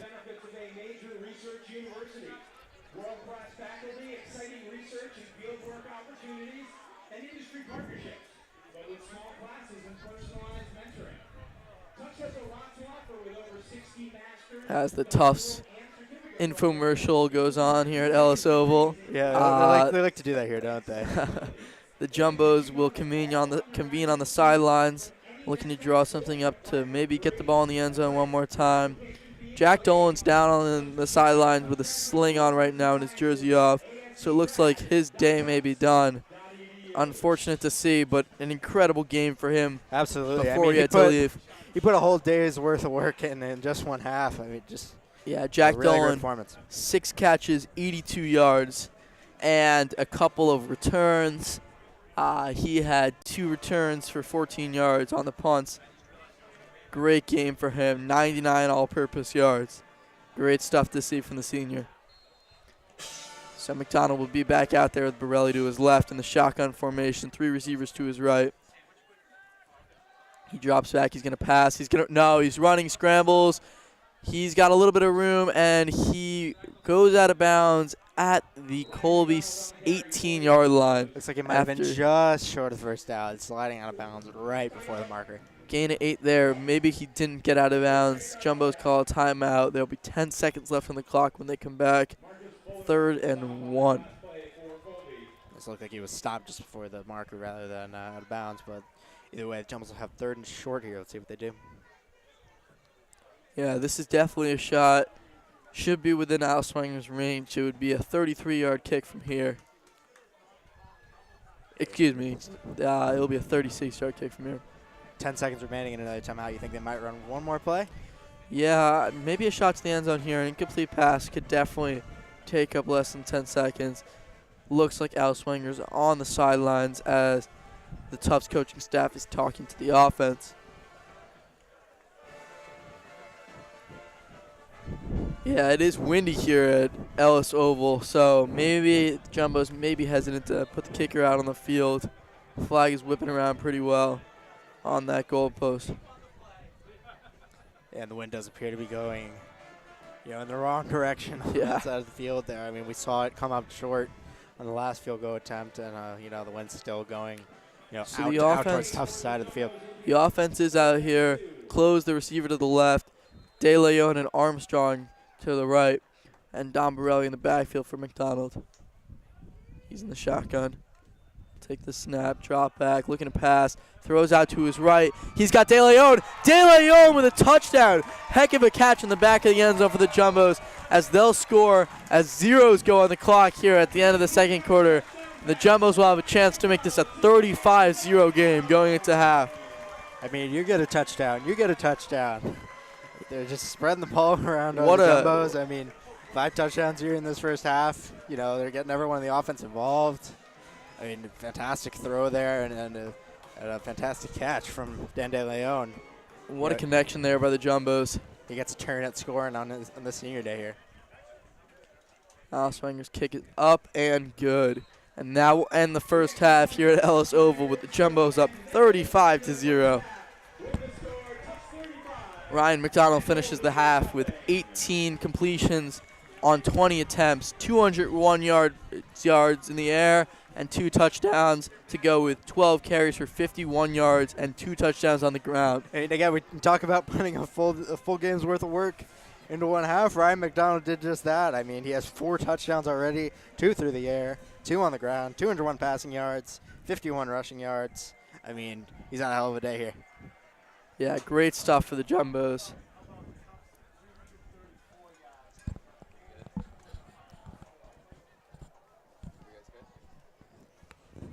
And we'll be back after this halftime break. Make sure you stick around for the second half of Tufts football here.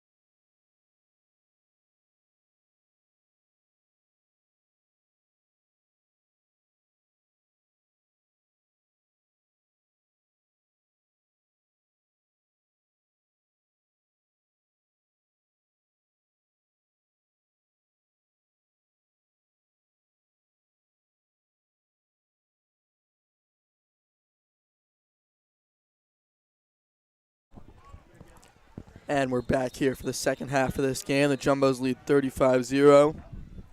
And we'll kick away to Colby here. And if you're watching from home, you might not realize just how windy it has been here today. You can see kind of the leaves moving around. Ball just tipped over at the beginning of that kickoff, and there it goes again. Yeah, somebody's going to have to hold this one here. Yeah, some weather issues here at Ellis Oval. It is very, very windy. And many of the fans have moved indoors. If you're tuning into this JumboCast broadcast, if you're trying to stay warm, then welcome. So Alswinger will kick it away here. That kick will be received, touchback through the back of the end zone, aided by the wind for sure, blowing in that direction. Yeah, if you can see the flags at all, the wind is definitely going back towards Colby's side of the field right now after they've switched. So Colby will get the ball at their own 25-yard line. This offense hasn't necessarily been prolific. Only 14 yards in the air, 47 on the ground. Very far from the Colby offense of the past 2 weeks when they've gotten wins. We'll see if they can turn that up here in the second half. This give is to Schwarn. Schwarn to his right. Gains about 2 yards. Falls forward. Stopped again by that Jumbo defensive line. Greg Holt with another tackle there. It's a gain of 2. It'll be 2nd and 8 for Colby.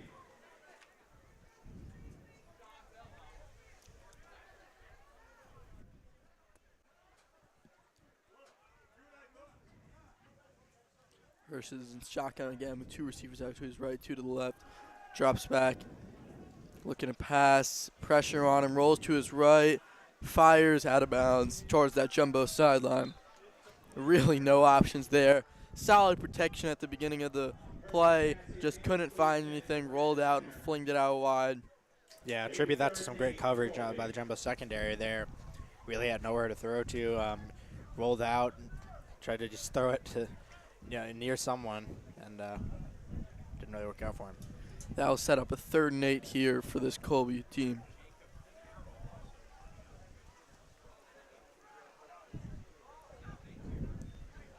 Hirsch gives to Schwarn. Schwarn runs for 3 out to the 30-yard line, but will set up a 4th and 5 for Colby. So Colby will punt it away here after another disappointing drive for them.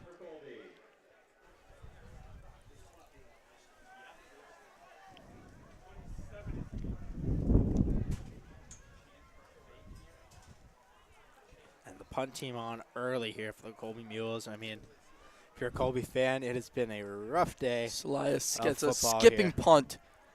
Skipping snap. That punt is really getting killed by the wind and will blow all the way back to about the 50 on a roll, down at the 49 And of the Jumbos by Colby. Man, did the wind affect that one. I mean, it didn't get very far through the air on the punt, and as soon as it hit the ground, it just went, zooming towards Colby's end zone. And, Tufts is getting set up with some really good field position. Already in really good position in this game, to say the least. 35-0 the score. Jumbos over the Colby Mules. And this offense has had a great day so far. Ryan McDonald has been electric. 4 touchdowns, 2 through the air, 2 on the ground. They really spread the ball around. A couple of running backs getting a lot of action. Pedrini and Don Borelli. And just the offense in general has been really, really versatile, really effective. And they've given their team a really great lead here. Yep, McDonald will be back out there now in the shotgun as they've worked all game. Receiver in motion's closed. Close takes an end around and will be stopped for a loss of about 4 on that play. Spencer close on that carry. People losing their belongings here. Yeah, The wind is very strong here. Yeah. Jumbos are going with the wind right now. Yeah, we'll see if they look to go through the air here. I mean, they're already up by a lot. So, they kind of got their choice how they want to run this offense.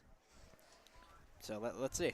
See what they do with the win. McDonald will take the snap. This give is to Borelli, who stopped for no gain. Don Borelli on the carry for the Jumbos.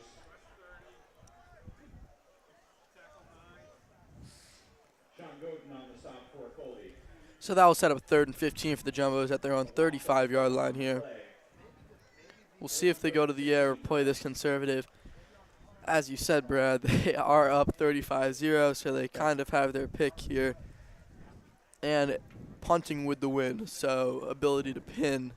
Yeah, I mean, Colby hasn't been able to stop him on the defensive side, so let's see.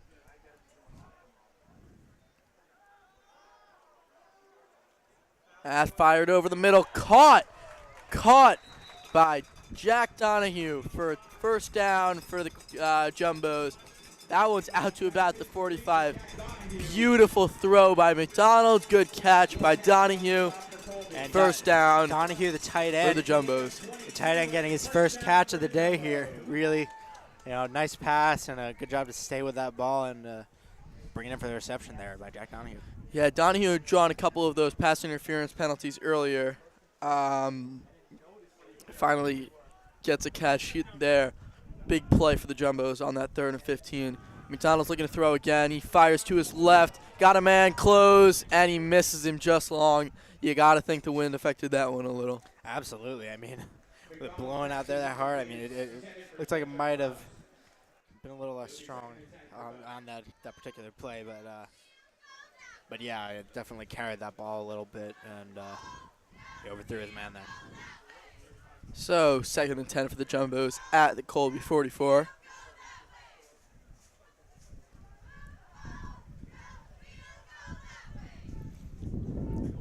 Tufts cheerleaders here saying, move the ball down the field to go that way. Yeah, that's what we want our Jumbos to do. So this give is to Borelli. Borelli's got running room and is brought down after a gain of about 1. So that'll be set up a 3rd and 9 for the Jumbos.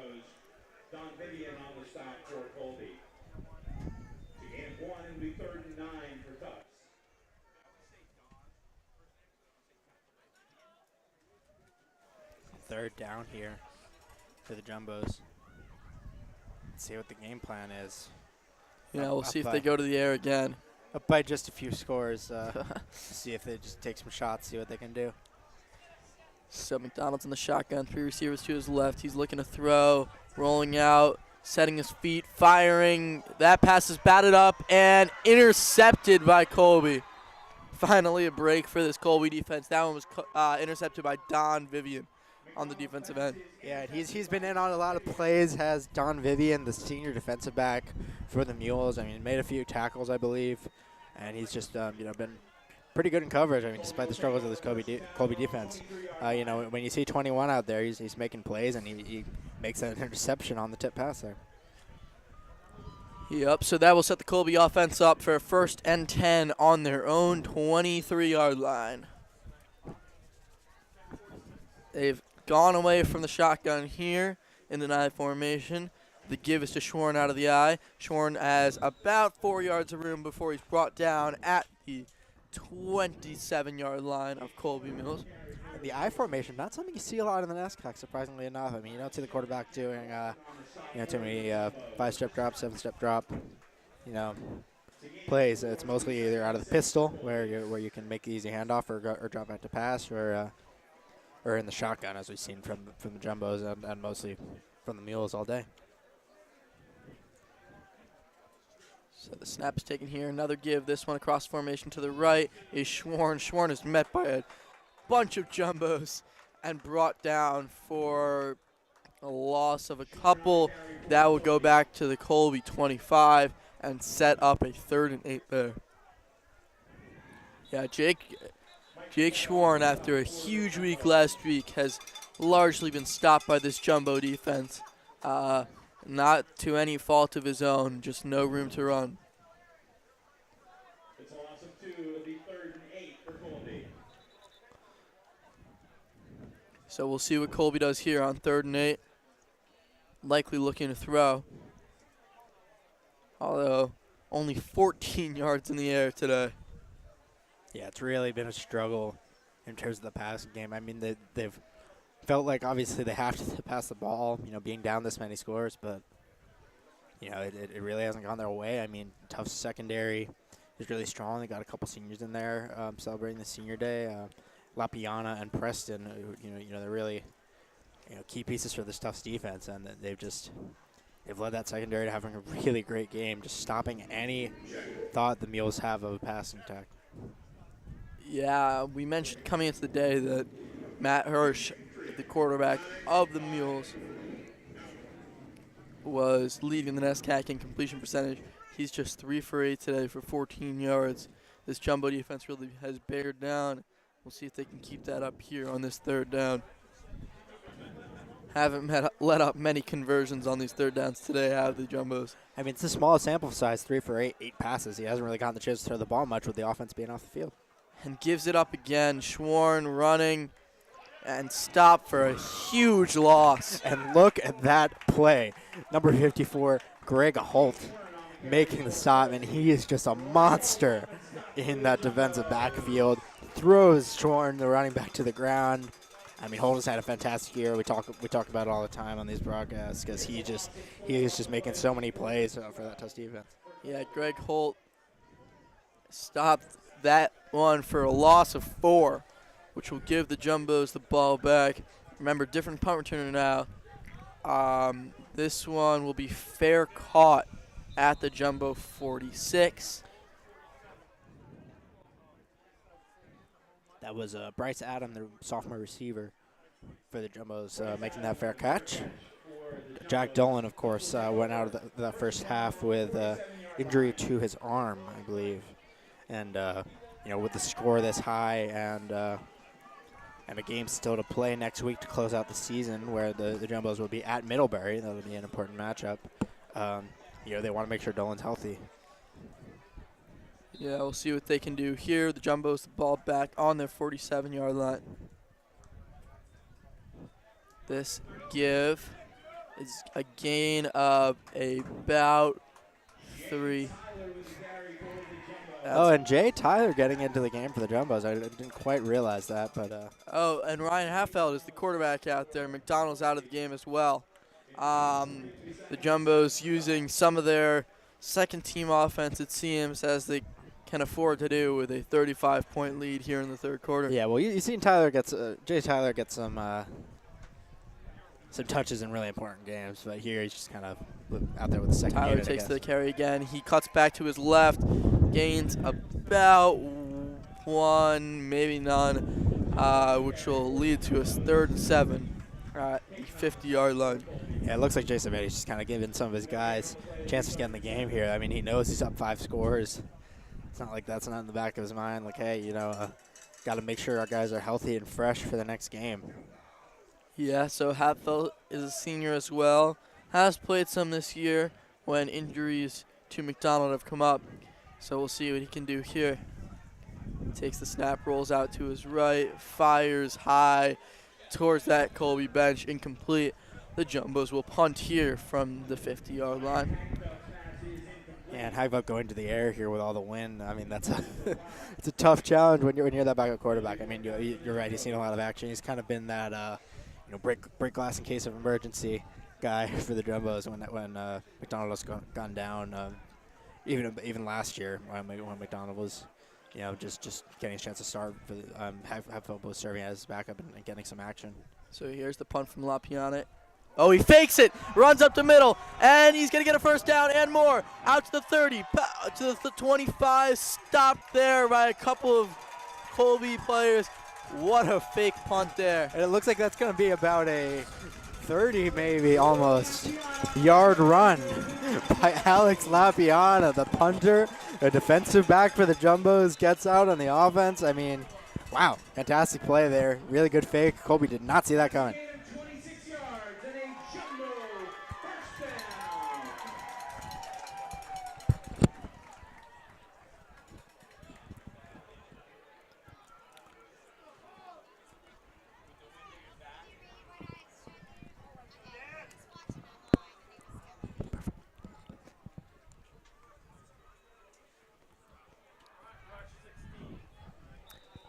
So that one's bottled up for no gain on Halffeld's carry there. Colby.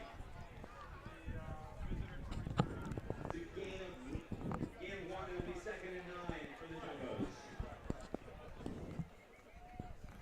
Kind of crazy to think that this jumbo drive is still going. I mean, it looked like it was going to be a 3 and out after Hagfeld came into the game, but, you know, just a really great call on that fake by Jay Savetti there. Yeah, kind of rubbing salt in the wounds of this Colby defense. They have to stay back out on the field. Halfelt with the give to Tyler there. Tyler gets some running room up to about the 20-yard line, a gain of about 4 there.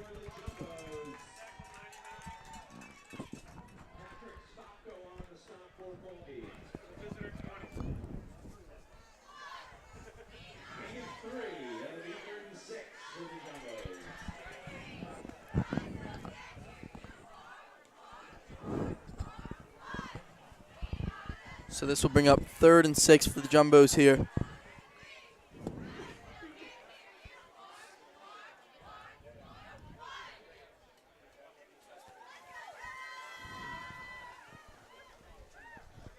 Hagfeld's still in the game here on the shotgun.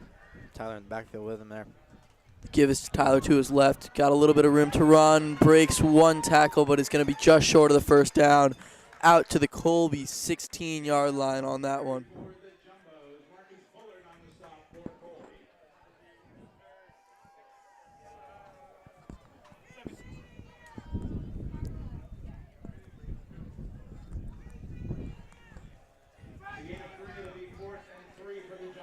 So 4th and 3 for the Jumbos here. The offense seems to be staying out on the field.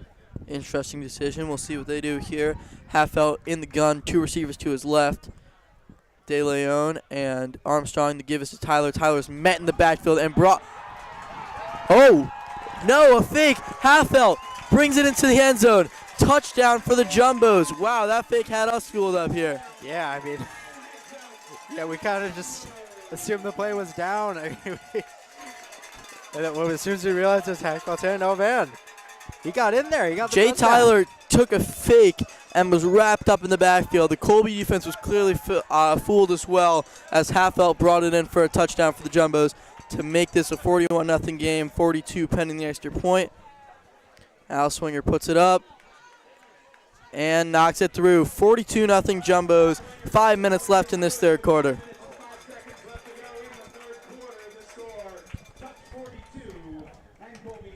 Yeah, I mean, the Tufts just continues to pile it on here. I mean, just an onslaught of points. 42-0 after that rushing touchdown by Ryan Hagfeld on that fake. And, you know, it's been a bad day. I don't know. It's been a bad day for that Colby defense, to say the least. Okay.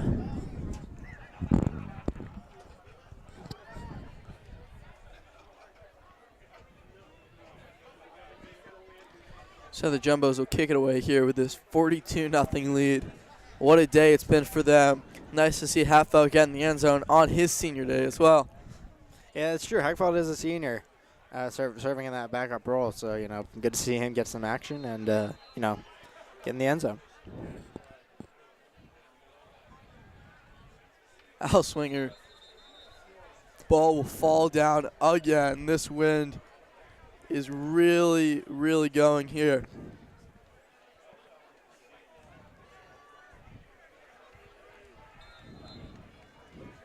See him try to make this kick a little bit faster, maybe.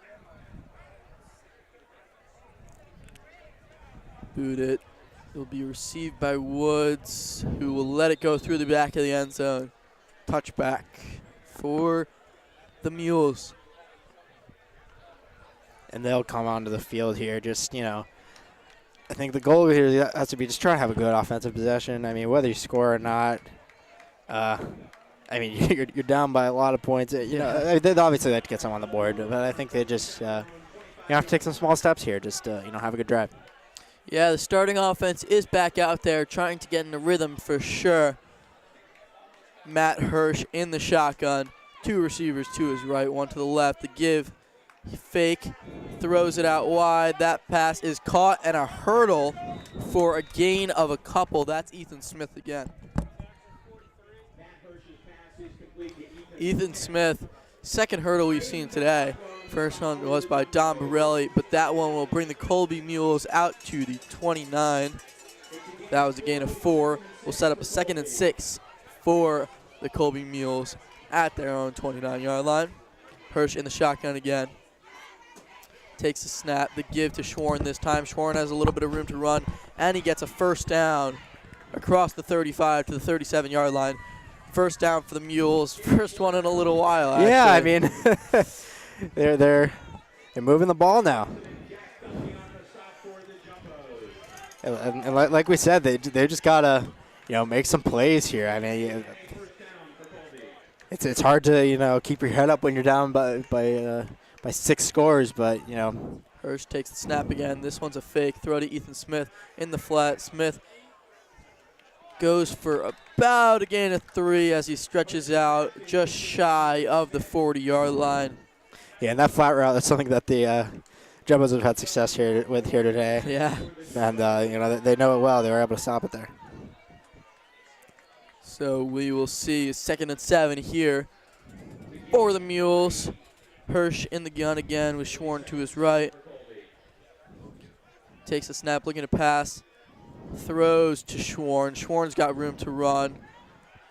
And met by a bunch of Jumbos at about the line to gain and wrestled down there. I think they're going to a little short. They're going to spot that short. I don't know about that one. To me, that looked like he got past. But either way, they're going to have 3rd and short here. A good gain on that little screen play. Yeah, that will set up a 3rd and 1 for the Mules here.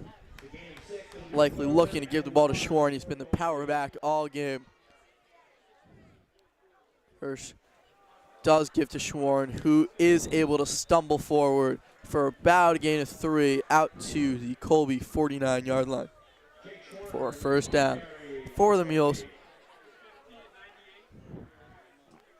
Schwarn, the senior, really hasn't been able to get going. I mean, he's gotten plenty of touches, but just this jumbo defensive line has been so incredibly strong, and they're really, it's not quite like that Bates game where he ran for over 200 yards. He's getting stopped. So Hirsch looking to throw here, pressure on him, rolls out to his left, and he's going to get taken down. Big play there for the Jumbos defense. That one, unclear who sacked him there. Yeah, couldn't quite see the number there, but either way, great play by the Jumbos defense. I mean, they really broke down those blocks. Schwarn tried to throw a block for his quarterback there, but looked like that was couldn't get much. Matty Juilliard on the sack.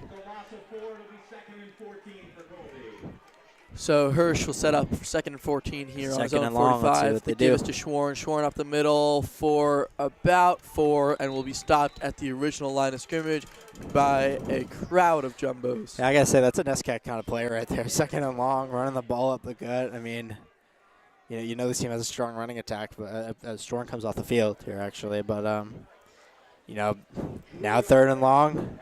You got to throw the ball. I mean, you don't really have much of a choice here. 3rd and 10 at the Colby 49-yard line. Oh, looks like the Tufts defenders jumped outside. Free play, throws the ball up, incomplete pass. It looked like that might have been an offside neutral zone infraction. Good play by Hirsch. Good play by Hirsch to take a shot there after the whistle, clearly against this tough defense. Yeah, absolutely. A heads-up play. You definitely want to try to get that completion if you can, decline the penalty. But either way, we expect this to be on the Tufts defense. Let's see. Yeah, they're going to move this ball up to the Tufts 46-yard line. It will be a 3rd and 5 from there for the Colby Mules. So a bit of a break if you're the Mules. I mean, you had a 3rd and 10, now set up a 3rd and 5. No guarantees, but this makes that 3rd down a little bit easier. Hirsch is in the shotgun again. Drops back, looking to throw, finds a man. Looks like that may have hit the ground. Let's see what they say. That is Minor with the catch, if it is a catch. And they're going to give it to him. They will give it to him. So that will go out for a first down to the Jumbo 39-yard line. So a little bit of movement from this Colby offense. Yeah, I mean, they're getting into Tufts territory now. Let's see if they can put some points on the board. I know those Colby fans on the opposite bench there on your screen, they're certainly rooting for at least one score here. So Hirsch will give This is taken for about a gain of 3. Not Jake Schwarn for the first time. It's David Smith, the junior running back from North Reading, Massachusetts, taking that ball up the middle into the game. I believe that may be the first carry not by Jake Schwarn or Matt Hirsch. So, yeah, there's another running back getting in on the action there. So it'll lead to a 2nd and 9 or 2nd and 6 here for Colby from the Jumbo 35. Hirsch will be in the shotgun. Schwarn back out there. The give is to Schwarn. Schwarn to his left. Got room to run. Makes one man miss. And barrels down to about the 26 of the Jumbos. First down, Colby Mules.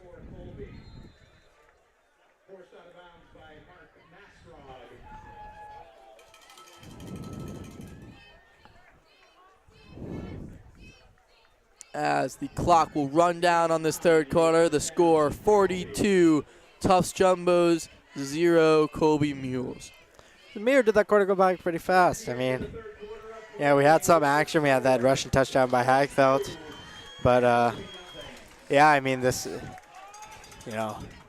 game is about where it was at halftime. I mean, just the Jumbos with a big lead, no points on the board still for the Mules. I mean, if you're Colby, you got to be hoping for something, for some life in that 4th quarter. We'll see if they can get some points on the board. Yeah, the Jumbos have to be thrilled with their performance here. Playing a great all-around game. Defensive line is really battling this tough rushing attack. Yeah. I mean, they've been a really strong unit all year. I mean, they've had some challenges in the past few weeks. They, of course, lost. Tufts lost to undefeated Amherst last week, who just has an amazing offense. That defensive line really had a test, but we know this is a strong unit, and they've really shown that here today.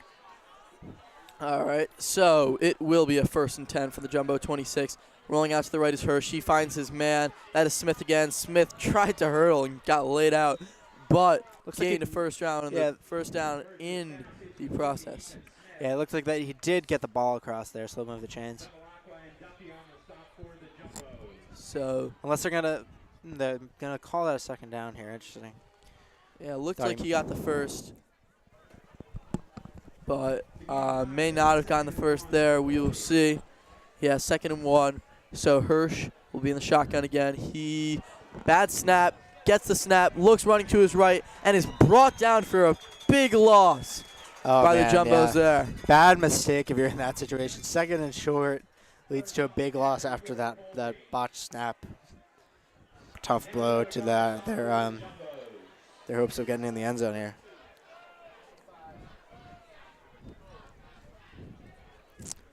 So this will bring the Mules all the way back out to the 22-yard line to run this play.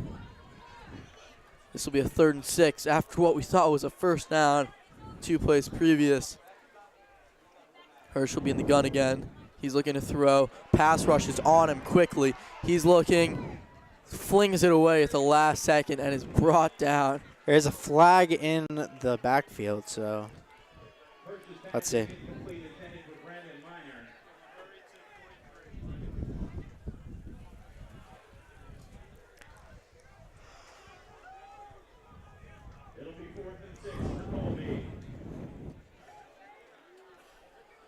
Okay, so the Mules are going to go for this 4th and 6. I think the flag was picked up. Hirsch is in the shotgun again. Back to his right. 2 receivers out wide to the left, 2 to the right. He's going to drop back, look to pass. Fires across the middle. Nobody there. Incomplete pass, and the Jumbos are going to get the ball back. Yeah, just throwing it into incomplete space there, and I mean, it's unfortunate if you're the Mules. I mean, a bad mistake really that led to that 4th down on the botched snap. Not what you want when you're down this many points. I mean, yeah, just not a great day for the Colby Mules so far. Yeah, we'll see what the Jumbos do here on offense. You got to think it's a pretty conservative attack, being up 42-0 with just under 14 minutes to go. That would be the 2nd turnover on the day for the Mules. 1 interception on a fantastic play by Nwafor. on the Jumbo's defensive side, and now the turnover on downs. So Hagfeldt will take the snap in the gun, give it to Tyler to his right. Tyler's got a little bit of room after he breaks a couple tackles, runs for just shy of a first down. 9-yard gain by Jay Tyler there. Great run. He was met near the line by a couple of Colby defenders, fought him off, gained a couple. Yeah, Jay Tyler, one of those guys, got a great blend of strength and speed, showing it off there. Shoving guys off of him, breaking those tackles, and also using his legs to get some yards. So this will lead to a 2nd and 1 for the Jumbos on their own 31. In the gun again is Hagfeldt. Hagfeldt takes snap. Tyler takes the give to the right. Met near the line. We'll see if they can push him forward. Looks like they can't. So he'll be met for no gain.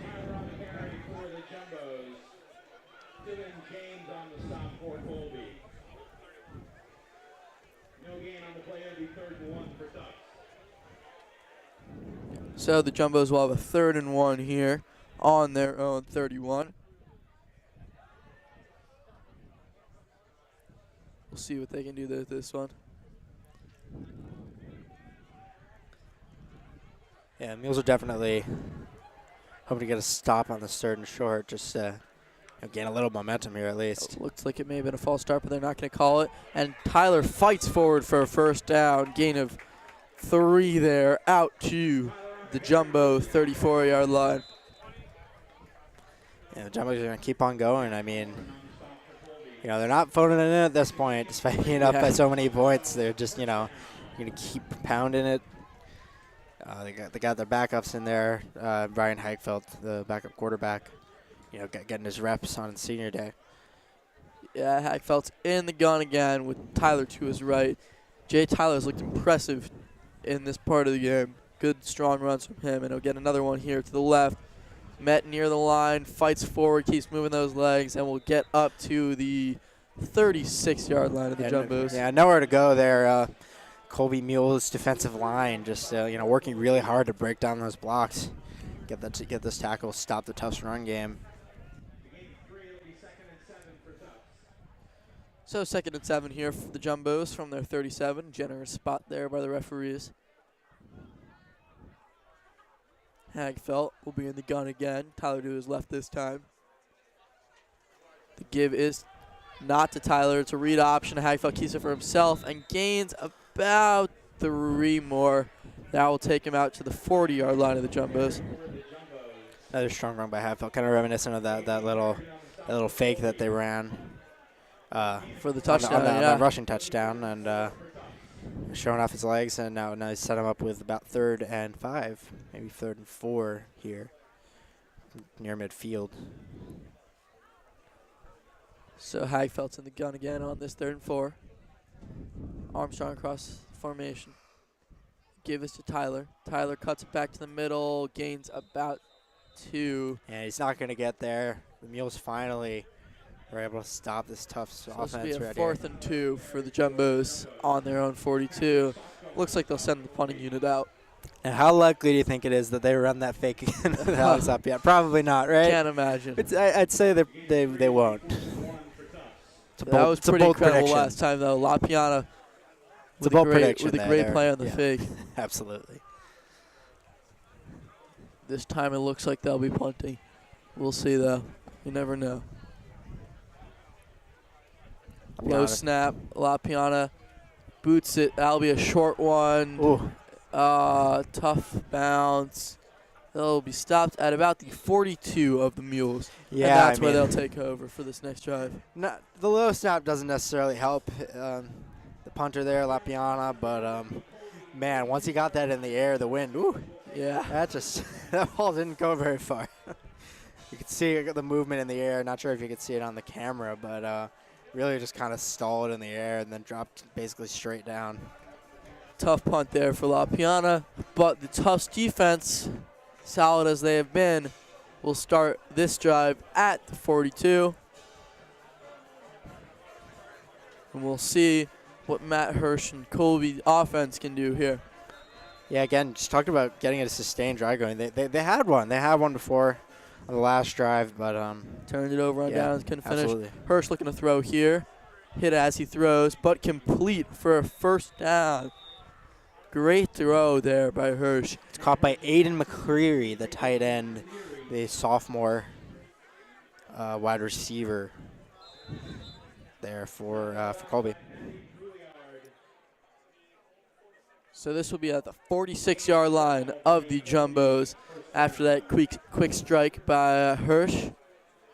We'll see if they keep going to that air. That was one of the better plays we've seen today from them. This is a give up the middle, brought down right away is David Smith. That's no gain on the play.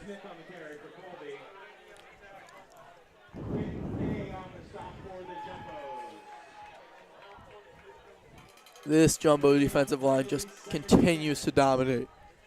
Absolutely. I mean, we keep saying this is a really strong unit. The linebackers, the D linemen up front. I mean, got a lot of really strong pieces on that defense.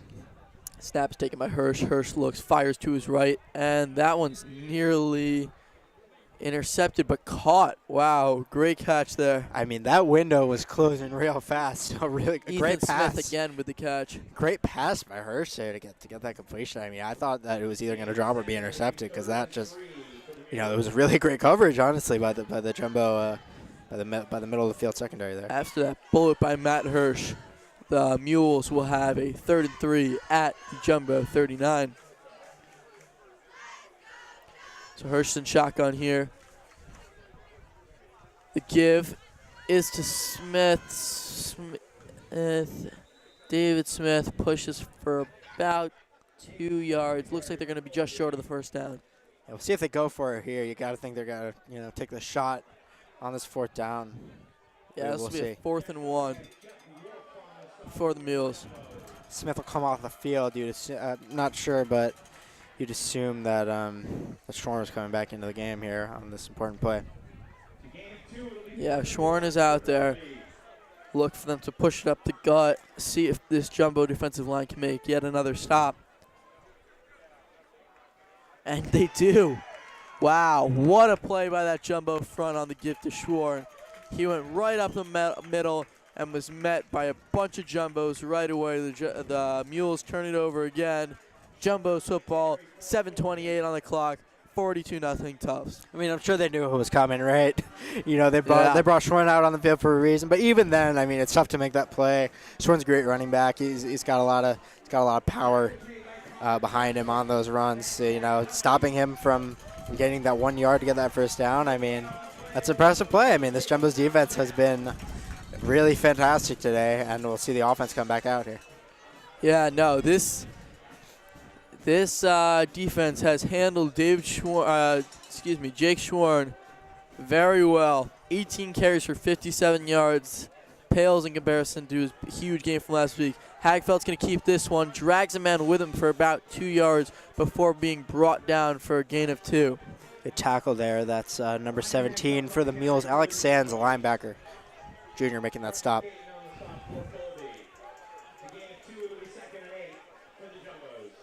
Jumbo's trying to eat some clock here and end this game.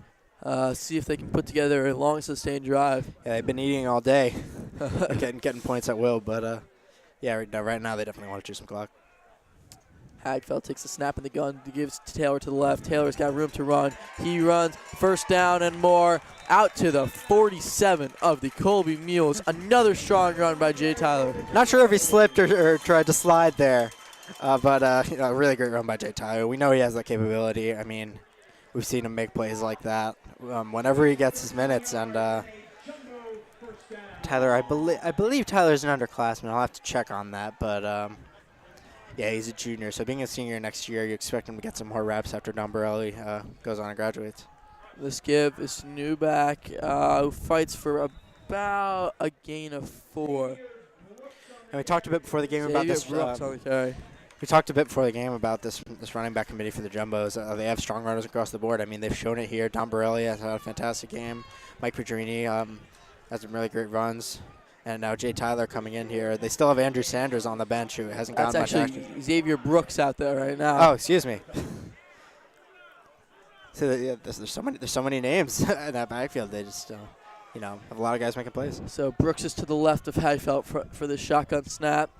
And the give goes to Brooks, who's got room to run to his right. He's going to get a first down and more. Fights and gets to about the 25 with the Colby Mules. Strong run by Xavier Brooks. And the success in the run game, you also have to think about the offensive line. I mean, they've been so strong today. I believe only one sack allowed on Ryan McDonald. They just have not a lot of tackles for loss in that backfield. They've really Jay Taylor back out there now. They've really won the war in the trenches. For sure. Have the Tufts offensive linemen. So Hagfeld with the shotgun snap. The give is not to Tyler to the right. Up the middle is Hagfeld. Hagfeld, one man to beat. Hagfeld down to the 13-yard line. That read option again seems to get Colby defense every time.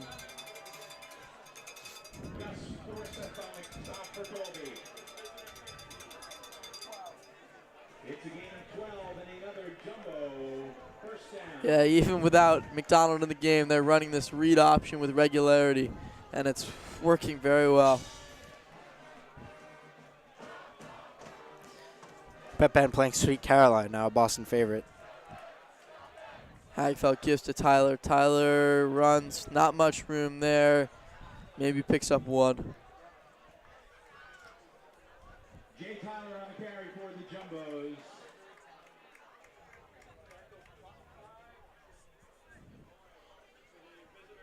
Jersey on the stop for Colby. The gain of 1, it'll be 2nd and 9 for Tufts. So about 4 minutes left here in this one. We'll see what the Jumbos do here on this 2nd and 9 from the Colby 12. Hagfeld in the shotgun. Tyler to his right. He fakes it to Tyler.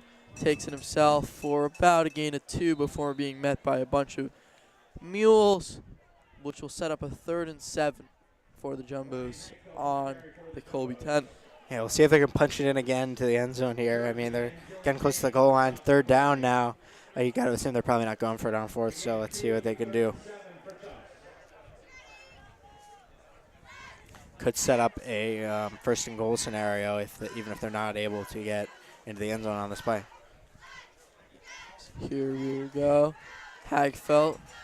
He'll take it himself again. Up the middle, gains a couple. Going to be just short of that first down, Yeah, but down to 5-yard line. Don't think he was able to get there. I don't know if that was a design run necessarily. Bit of a high snap. For Good adjustment there made by Hagfeld. Absolutely. The high snap does make that difficult. Looks like they're going to keep the offense on the field here. The 3 minutes left.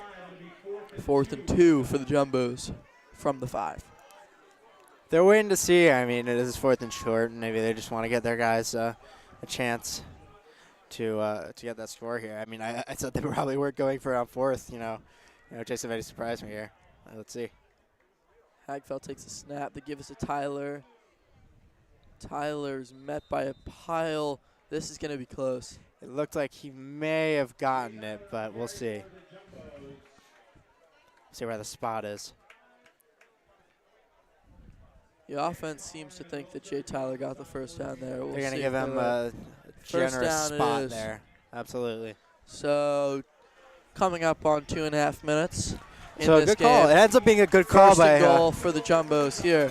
Right, it ends up being a good call by the Tufts offense there, going for it on 4th down, set up a 1st and goal. Even though they're up by a lot, they just want to get their guys a chance to score some points. I mean, they don't want to settle for that field goal. So timeout taken by the Jumbos. 2 seconds left on the clock. 2:20 left on the game clock. And they'll have a 1st and goal from the 3 when they come back. So checking the clock, 2 minutes, 20 seconds left in the game. Starting to wind down. I mean, Jumbos are all but there. They're all but at the finish line for victory. They'll go to 6-2 on the year. Really strong record. I mean, they've got to be happy with that. Yeah. They've got to be just really a shot at 7-2 next week when they go play Middlebury. And even if, I'm not sure if Amherst is playing right now, what's going on with them. But even if Tufts doesn't have a shot even if they don't have a shot at tying that record to get first in the NESCAC, then you know, strong even performance for sure. even then, a great season for them. They've been fantastic so far. They've been great in this game, really just dominating.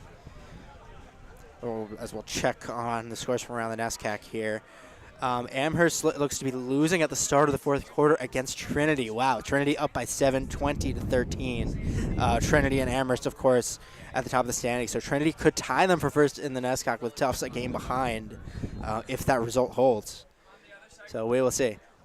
We'll see what happens.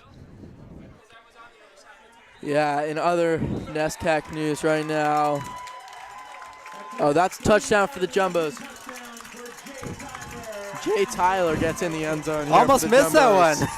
Yeah. Forgot there was some action on the field. We're trying to check on those Jay standings. Tyler with a 3-yard carry will bring the Jumbos to 48-0.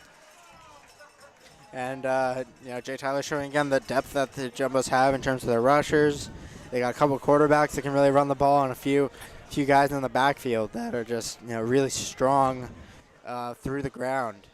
And Jay Tyler's another one of those guys. I mean, there's the extra point. That At about the 6, and he's met big hit at the 22-yard line. This Jumbos team is doing everything right today. Yeah, it's another thing I talked with Jay Savetti about before. I mean, he really wants his guys to play hard up until the end. I mean, no matter the score, no matter what's going on, if you're on the field, he wants you to be giving it your all. I mean, and he's certainly done a really great job this season and in his career in general of just getting that out of his players, And I think it shows on plays like that, even though it's a really pretty insignificant play on that kick return. I mean, just getting that hard hit, giving it your all on that play. I mean, it's impressive. It's an impressive mentality that the Jumbos have as a team. Backup quarterback in there for Colby now. That is complete. The quarterback on this one is Jack O'Brien, Jr. The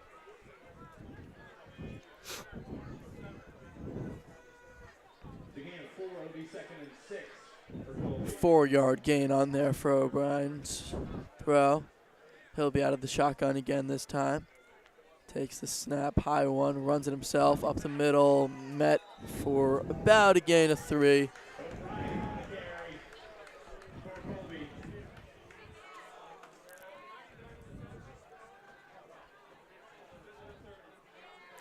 So Jack O'Brien at a quarterback. He's played in 3 games prior to this one. In those games, 96 passing yards on 29 attempts. He's going to roll out and fire this percentage. time. Caught by Ethan Smith, who will get a Mules first down with about a minute left in this one.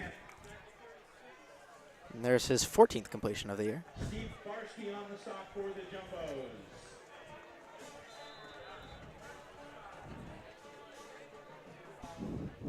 To gain 5 and a first down for Colby.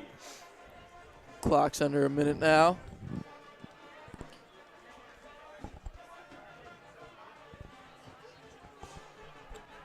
No O'Brien's in the shotgun again for this snap. Bobbles it and is brought down immediately on that quarterback draw. Yeah, high snap. We've seen a lot of that from the centers here today. I mean, maybe the wind plays a factor in that. You're a little disoriented, not able to snap it correctly. Jumbo's defense has just been completely dominant. Absolutely. Great stuff from them. They're feasting today. 20 seconds left now. Maybe one more play for this Colby team. Yeah, as the clock's winding down here, it's going to be a great win for the Tufts Jumbos. Snap is bobbled again. This fired O'Brien. That ball is nearly intercepted.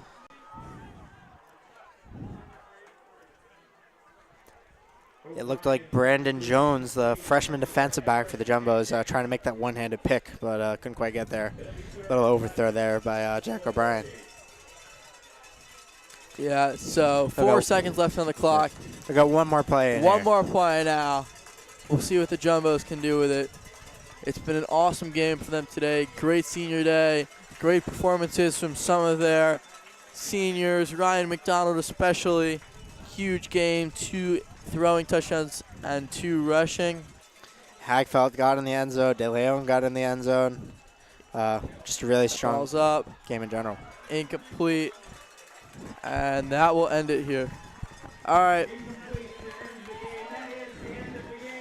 course, the final score 48 So the Tufts Jumbos 2-0. win 48-0 in this one. Improved to 6-2 on the season. And that's the end of this one. Did it cut off for you?